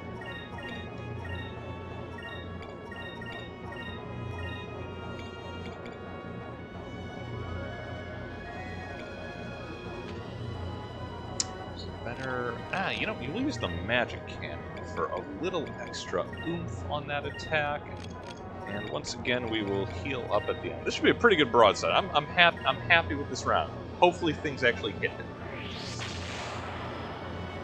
But Noah's a saint. So okay, yeah, I mean it's RPG combat. It has very little to do with actual violence. That said, the conceit demonstrated very aptly by Vigoro here, and the ship combat in general, the idea of playing for advantage. The tiles where your attacks are most powerful when you use your biggest guns on target. That's honestly, like, again, with a certain amount of editorial bias, yeah, no, that's how you want to be fighting. If we're talking about actual ship combat and actual history. The Hollywood loves when, you know, hulls are adjacent. Okay. One miss on that, didn't quite get the full broadside, so he's still alive. He was evasive. All right. Well, one more attack will finish him off. We won't use bombs just to rub it in his nose. Rub his nose in, excuse me. We're gonna heal too. Not that we're gonna have another ship battle coming up after this one or anything. But that's honestly kind of how you want to be fighting. Hollywood loves to have like ships coming in, see the whites of their eyes, broadsiding, you know, hull to hull, so much smoke, so much fire, very pretty. Yeah, you don't actually want to be doing that if you can at all avoid it. Because that means, like, you're trading hits. You're in a fair fight. If you are broadside to broadside, you are in a fair fight. Chat, tell me, should you ever be fighting fair if you're actually trying to kill the other man? You shouldn't be. You should be using every advantage possible, and you should be, you know, punching him in the snout. And that is the biggest point positive that I would give to the ship combat in skies. You're not supposed to fight fair. You're supposed to be a jerk about it. Be faster, buff yourself, come at him from odd angles, and hit him in the stern. You don't want to be in a slugging match. Slugging matches are expensive. Even if your boat survives, it costs you crew. It costs you equipment. Yeah, Hollywood doesn't like that because, you know, it's Hollywood.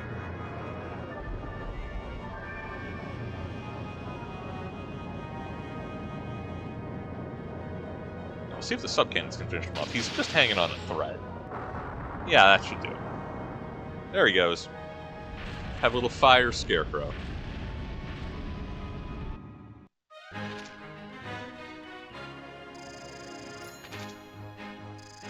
Nice pile of gold from that. Always like it. Okay, how we do? Another captain stripe. We're just hanging those. I hope we put the flag back. Happy Meme Dolphin will not be denied. I don't believe it. They survived my Vigoro cannon. Well, you know, happens to most men eventually. You get a little bit older. 1-5. Blazer! The Lynx is like, I'm out of here. I ain't fighting no war. Nice try. I would not expect anything less from you, Ansem. Not even the gore could stop you. As not more in Value Armada, I shall defeat you. If the plot doesn't happen to her first. What? Pourquoi? Qui?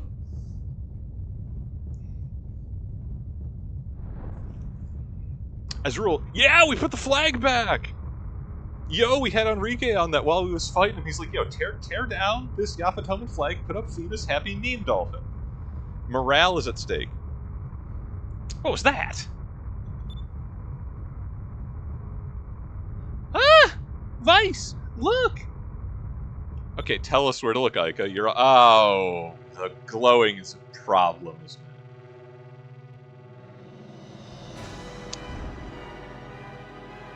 Maybe it's friendly.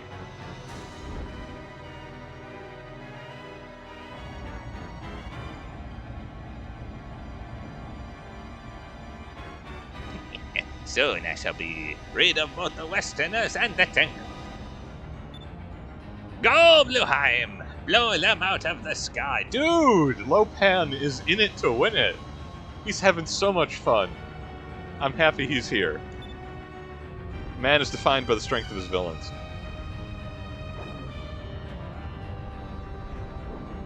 Yeah, okay, and Omni-Man here is going to fly past us and crush us. That's a problem.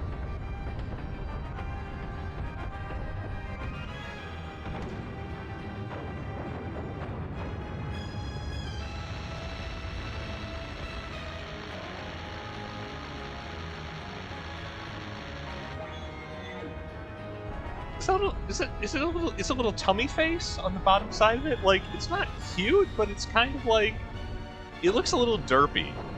I'm okay with it. This must be the blue winds as the king was talking about. The winds are too strong. Our ships are losing control. We can't hold our formations. I've got one job to do. If this keeps up, all our ships will be destroyed. I didn't want to do this, but we have no choice. Our ships retreat. Yeah, so long, Commodore Perry. Nice try, though. It's Blueheim. Yeah, foreshadowing was a literary device. We might be able to take him on with the Delphinus. I really hope so. It doesn't look like we'll have much of a choice. Alright, everyone, let's go. It's up to us. I'm not sure why we don't apply the same logic that we did with the Red Gigas, where it's like, someone has the crystal, someone is controlling it, beat them up, and then tell it to go back to sleep. But we got a new boat. Let's put it through the paces. Blueheim is the Blue Gigas. It will most likely attack with wind and wave attacks.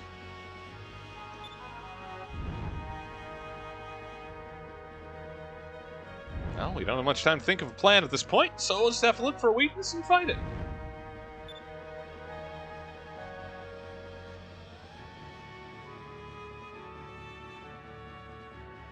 Majestic.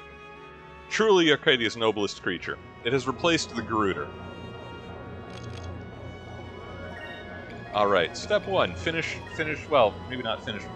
Close to finish repairing the boat. We are going to be super lame, and we are going to focus, and we are going to play defensive for a round. I know it has got... Now we only have one Opowax left, but that's okay. We will use... We're going to buff up here.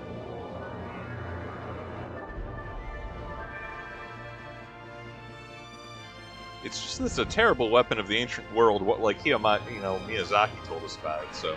Oh good, it has a Phoenix Ray. I'm sure it's fine.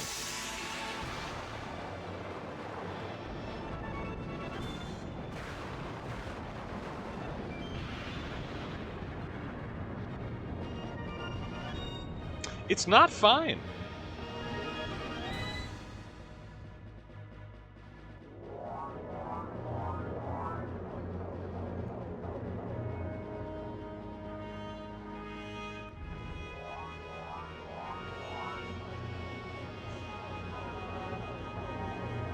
Preparing attack, yes. The Fleet's Devastating Phoenix Ray, it just does that casually. It throws that out whenever. You want the business, you give it a round to prepare.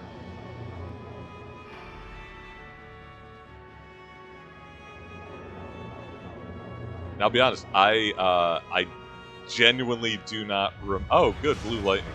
Hey, it gets worse.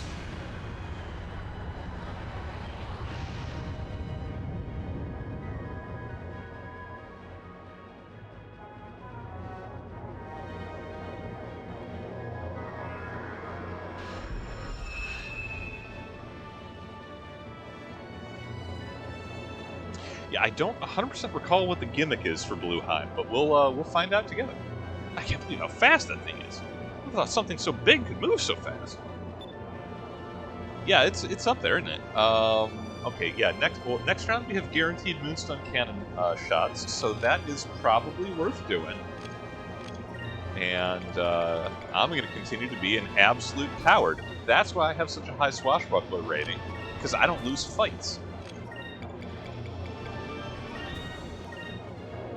It's an awful lot of yellow tiles there, so I'm just a little bit worried about it. this will put us in good stead with focus and everything for the next one, and then we can start actually racking up them numbers.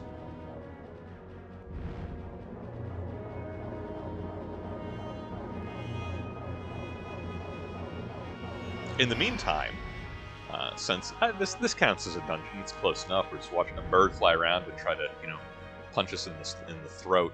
More blue lightning. We're not scared. We've seen worse. Yeah, the ray was worse. Yeah, no, very recent additions to the mailbag for the Corundum Classroom, and this is straining slightly upon our remit of pirate lore and naval talk. I mentioned I mentioned scuba diving in the previous episode because they strapped a wooden barrel full of air onto our back while we were exploring the Mount Kazai dungeon, and that's true. But I did mention that I've done a fair amount of scuba diving myself. That is also true, and I got some follow-up questions about that. In fact, yeah, no, it's a hobby. It's not nearly as dangerous as you think, but it can be super dangerous. And actually, I have some fun trivia about the two most common things that will kill you while you are scuba diving. The Phoenix Ray, in fact, is the most common thing. 70% of all people killed in the water are killed by the Phoenix Ray, as Blueheim controls wind and wave.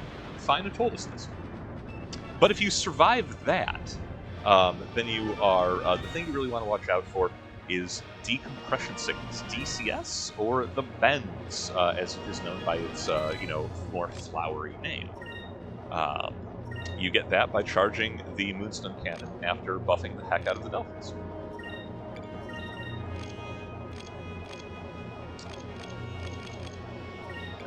Actually, I really got to remember which my weapons are actually better performing. That's fine. We will use a gear grease in that. What are we at? We're at 19. We'll be able to use another Moonstone Cannon next round, even if we don't, provided we get the right choice. So, do we want to heal again? Do we want to do more damage? These are the questions that keep me up at night. Let us, just in case, we're gonna keep our health up. If we make the wrong maneuver. As ever, what the heck was I saying? Oh, DCS, decompression sickness. Okay, so, nitrogen makes up a lot of the air that you breathe. Most of it, in fact. It's harmless, it's friendly. Except, there are exceptions to this. When you are underwater, you're breathing compressed air. That air was compressed at the surface. It was already a tank of compressed air. As you go underwater, when you are scuba diving, that already compressed air is further compressed by the atmospheric, technically hydraulic, pressure of the water around you.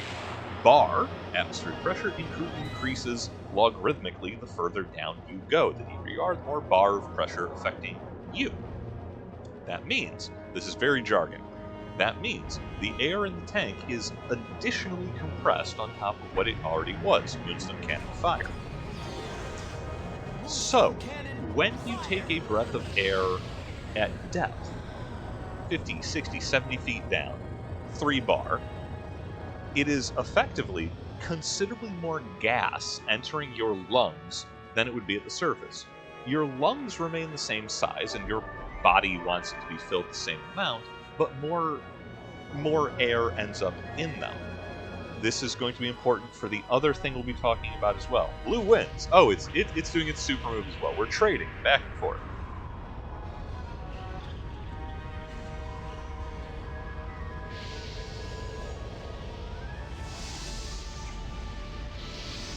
And we're blasting off again. Okay, that was nothing. That was nothing. With an incredible blast of wind, it's blown us completely off course. Watch out! Blueheim is preparing its next attack. This must be its strategy. Using the burst of wind, it pushes its enemy into position for its next attack. That's actually very insightful, Enrique. I appreciate the heck out of that. Unless we can do something to counter that wind attack, we'll be helpless against this thing. We need to try and think of a plan. Oh wow. Okay, we just get to face tank the next couple. God, I suspect we do. We have to go evasive on the last round there? To try to avoid being blown off course, because haste is against Gregorio. We already saw that. Well, let's tank through these, and then let's heal the boat, and we will figure it out from there. We will.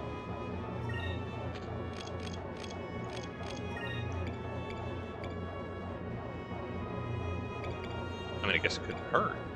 I don't think silence. It's not really doing a whole lot of spells, just its own abilities.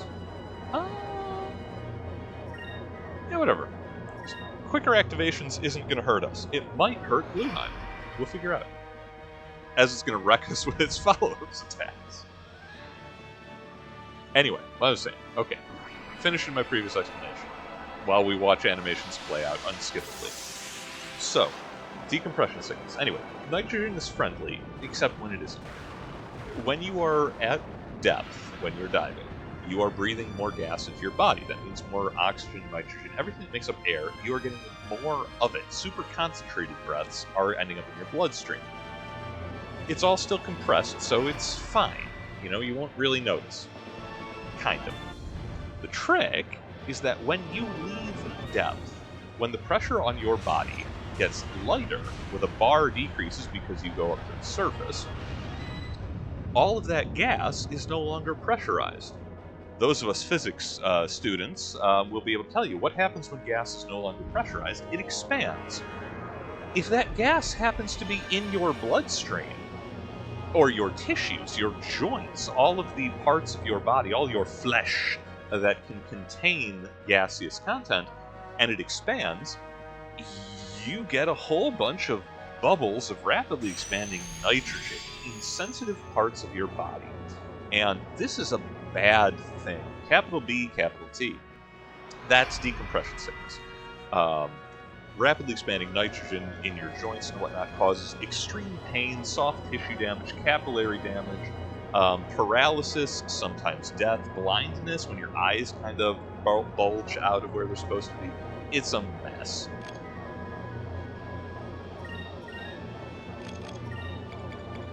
This is a cautionary tale. It doesn't have a happy ending. We're gonna get some shots in though, because I'm tired of just taking a shellacking from this thing. I want to put a little more. I want to put a few more rounds into it. Stubbornness.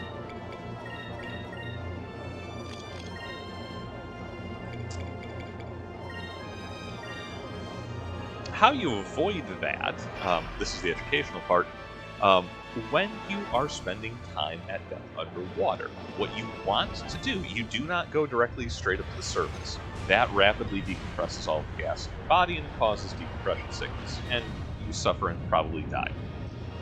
Well, no, they have to get you back on board. They have to put you in a pressure. You have to put you in one of them pressurized tubes, one of them iron-looking things, pressure chamber. Yeah, they have to repressurize you to shrink the gas back down again, so it doesn't destroy and ravage all of your tissues. The way that you are actually supposed to prevent this is that when you leave depth, where you're doing downtime, you don't go up to the surface. You go up 15 feet, 20 feet, and then you hang out. You tread water. You're slightly less deep, and you stay there for like 10 minutes, breathing naturally, letting some of that gas naturally decompress, leach out of your bloodstream. Then you go up another 10 or 15 feet. These are called decompression stops, and it is as exactly as described. It's what it sounds like. It lets the gases in your body equalize so that you aren't going directly up the surface and giving yourself the bends. Here's the problem. What happens if you're not paying too close attention to your gauges, or you have improperly timed how long you're going to be diving, and you don't have that extra 20 minutes or so to do decompression stops? Well, if you have no air in your tank, that will kill you faster than the other things, so you have to go straight up as quickly as possible. If you literally run dry at the bottom, and then you give yourself the bends, because you planned this badly. So kids, always watch your gauges. That's the That is the moral of the story, as much as our stories have morals around these parts.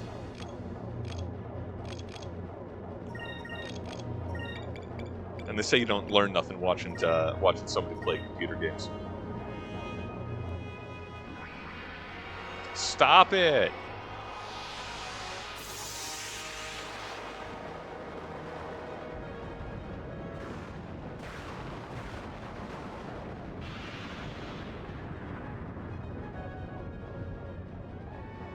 Kind of tired of these ray attacks. Oh, I mentioned that one of the two most dangerous things that can happen to you is decompression sickness. That's the one that causes the most actual physiological trauma.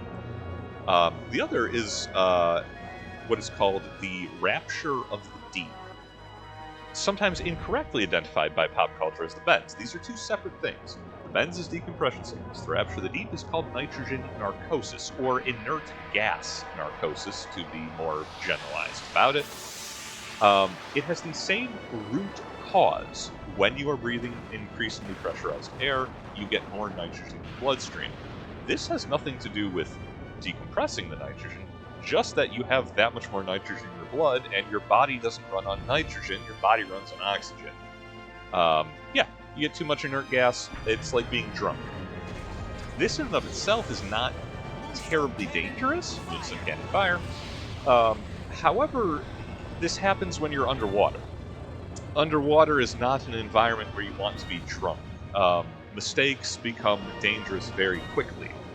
When, for example, if you have nitrogen narcosis, I have never experienced this, but I have been diving with someone who has, and they, I recall that it was towards the end of our dive, we were getting to the point where we were at about 1/3 of our tanks, we were going to be headed up to the surface, doing a couple decompression stops, getting out of it, and we did the hand signals back and forth for like, okay, we're ascending, we're finishing up, we're going back, and despite signifying that we're okay, we're going to the surface, they then they started swimming downwards, and it was like, yo, buddy, we just traded hand signals saying let's go upwards. What's going on? And they would later. Oh, we're one spirit point short. I miscalculated. Okay, that's fine. That's fine. I know we have to. I'm pretty sure we have to shield in the last, so we don't get blown off course again. We're going to test that theory. We can at least stack up some damage in the meantime.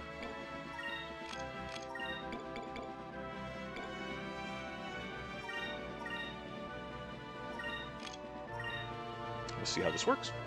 But yeah, so they start swimming downwards after signaling, "Hey, let's go up to the surface," and had to, swam down after them, kind of, grab their fins, and like tug them a couple of times, like, "Hey, yo," get their attention.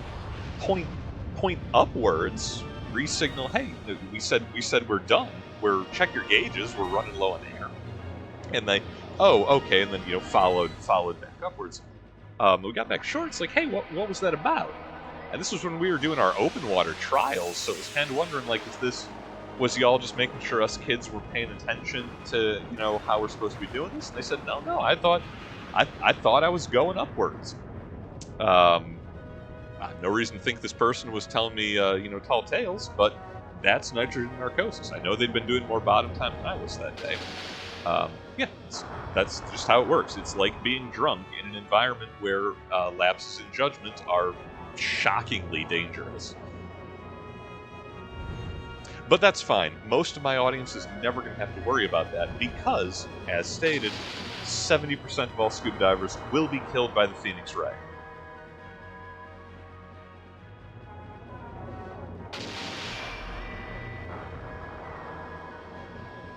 Also, those 10 inches are working. When they're not missing all the time, we put in a good round. Alright, let's see. We've defended for the blue wind. We're going to see if we can avoid getting knocked off course. Though, frankly, even if it does, we can just slug it back.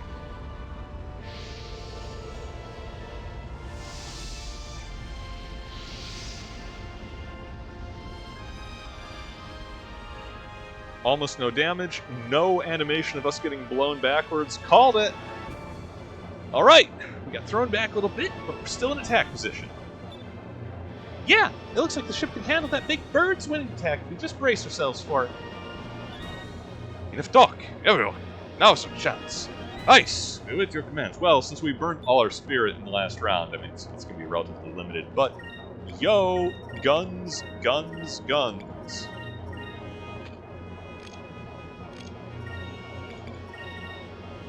Oh, that's actually all we've got, isn't it? Okay, new plan.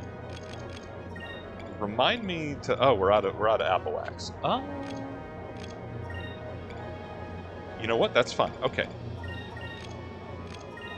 I want a little bit of a broadside in the tile where we have a weakness shown for them, so we're gonna do that.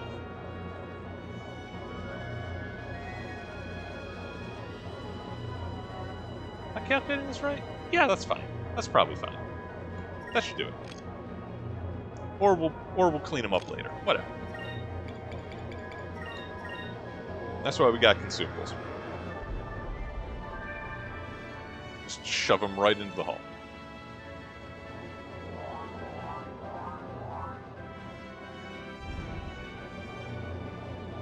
But yeah, anyway, that's everything you never asked about scuba diving while you're watching me fight a big bird.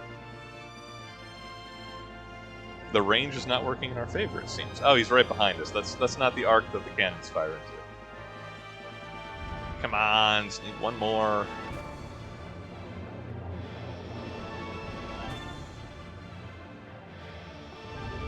Yeah, blue lightning, we know.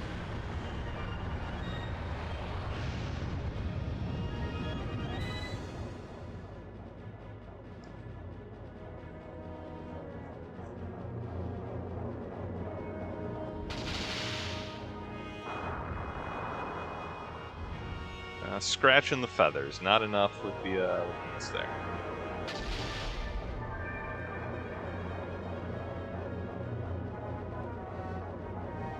But that's okay. We don't have to heal this round. You know what? I spoke too quickly.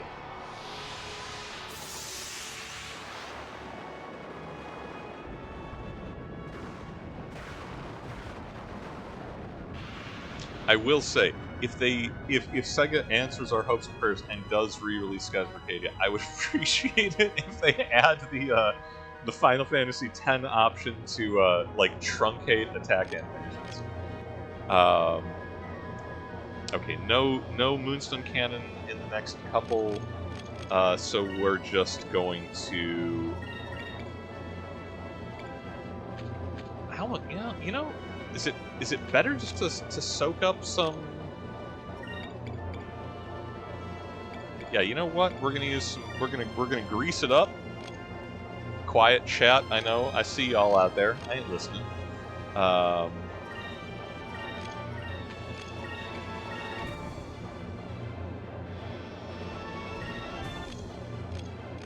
gonna stack a few more hits on them. And then we will have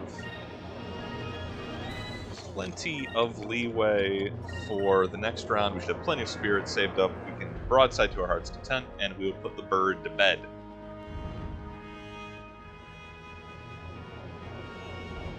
And yeah, I'm still healing because I ain't want no surprises. I don't want to have to do this again.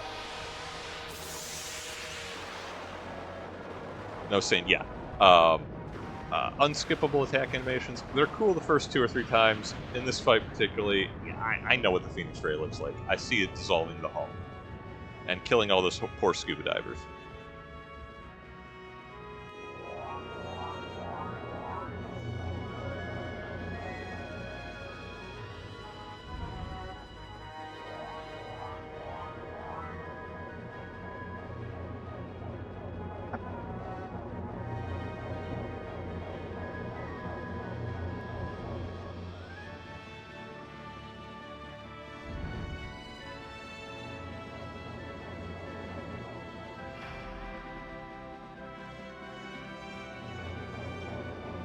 Not gonna lie, it seems like insult to injury that Luheim also does evasive action in between the super moves. Just like, okay, obviously I do that to them, sure, but like, it's already a wall of hit points.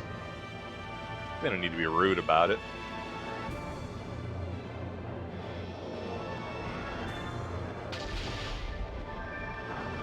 No, buy a thread, come on, okay. We got spirit points. We got cannons. We got torpedoes. What we ain't got is remorse.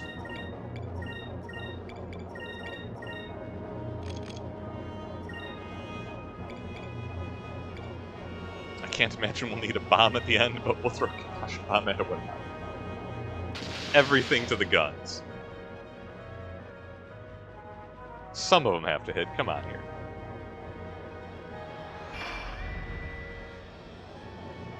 We did recruit the worst cannoneer in Nazrad. We found him in a burnt-out city. I mean, I guess not great at his job. Okay, come on. Fingers crossed. Chat, help me out here. Nothing but positive waves.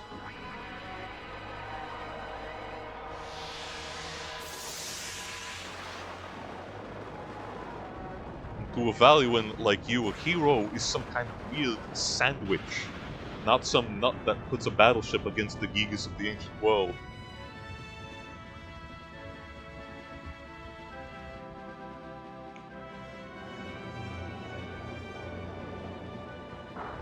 Oh my god. Alright, they're just screwing with me. Well, maybe the bomb will do it.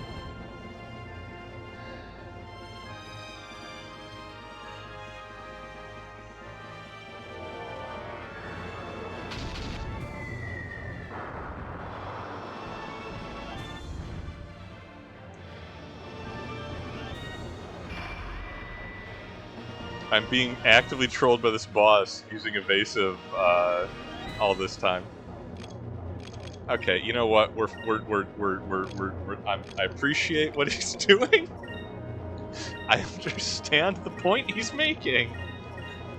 We're shooting him with the Moonstone Cannon for a third time. We should have done this like men, not with fire.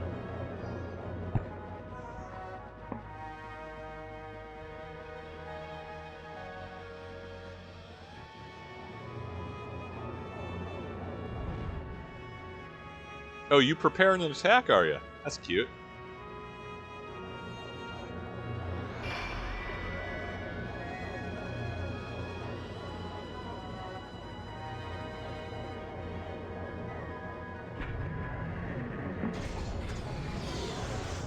Moonstone cannon, fire!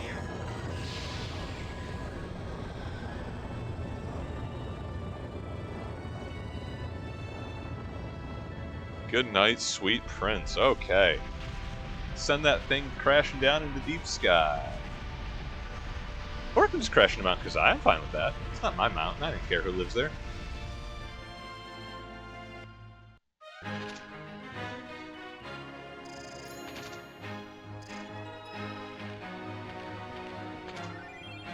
Oh, 2 captain stripes for the sequence. I'm alright with that. No moonberries, but I'll take it.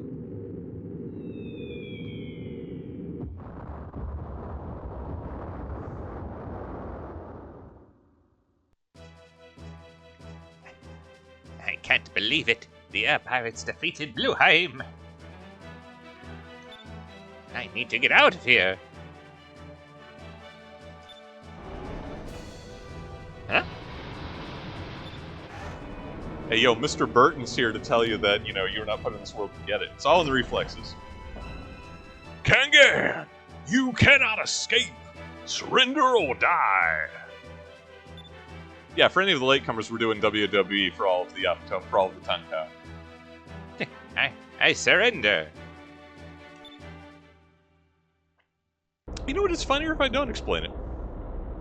Yeah, value a go home. The real enemy, once again, was imperialism. How many Valuans were there?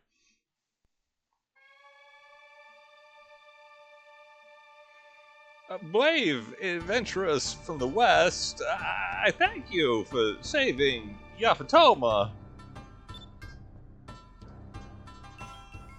But it was my country that caused all of this. I'm terribly sorry for all the trouble caused by the Valuans. I don't know how I can make it up to you. Perhaps by marrying your daughter. Prince, Rike, please, raise your head. Daigo has explained everything to me. He said it was a title bowed. You know, he's got the belt. He does have his belt back. Oh, snap! I'm not just making this up. It actually worked out like that. Okay, why am I so good at video games? You feel responsible because you're a violent prince, but it is not your fault that I share a voice with all the other, royalty in the world. Thank you for understanding, but we have only won the battle. As we speak, the Armada is regrouping. Until Valois sets itself back down the path of righteousness, I will continue to fight them. I see. Very well, then. I will pray for your well-being. And perhaps the Magosphere will aid you in your fight. Take it with... Yeah, we can leave it here. I'm fine with it. That's fine. We'll take the crystal. Ooh. Really? Are you sure it's okay? Didn't you say it's necessary in appointing a successor to the throne? Dude, Fina's so happy off on the side. Like, yeah, no, getting on MacGuffins. She's putting the whole set together.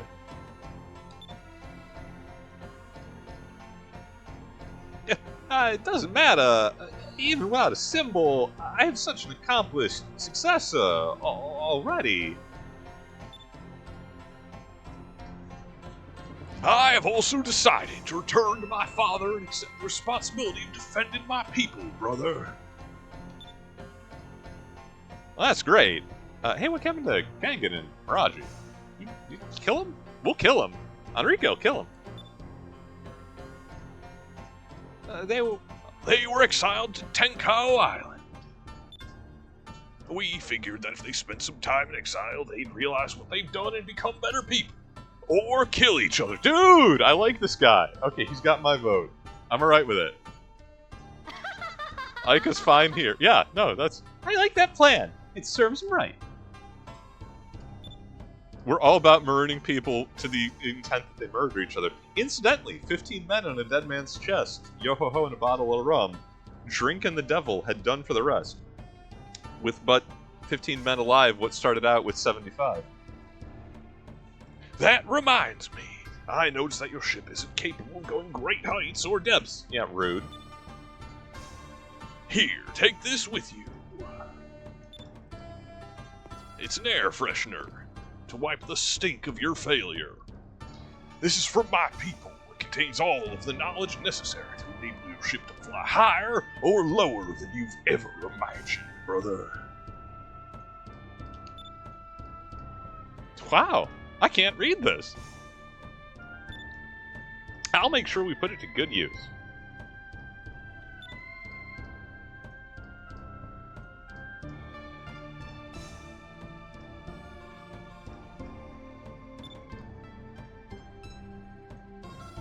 Father, I have something to ask of you. Please, let me go with these people. Yeah, he's a real prince. Hey, yo. What? If what they say is true, then there are matters of great importance occurring in the West. You and Daigo both said you will stay here to protect our country. But I am helping defend our country by helping these people on their quest.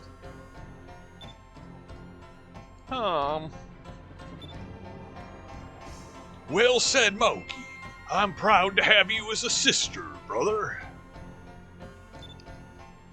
Prince Enrique, I speak to you not as a fellow prince,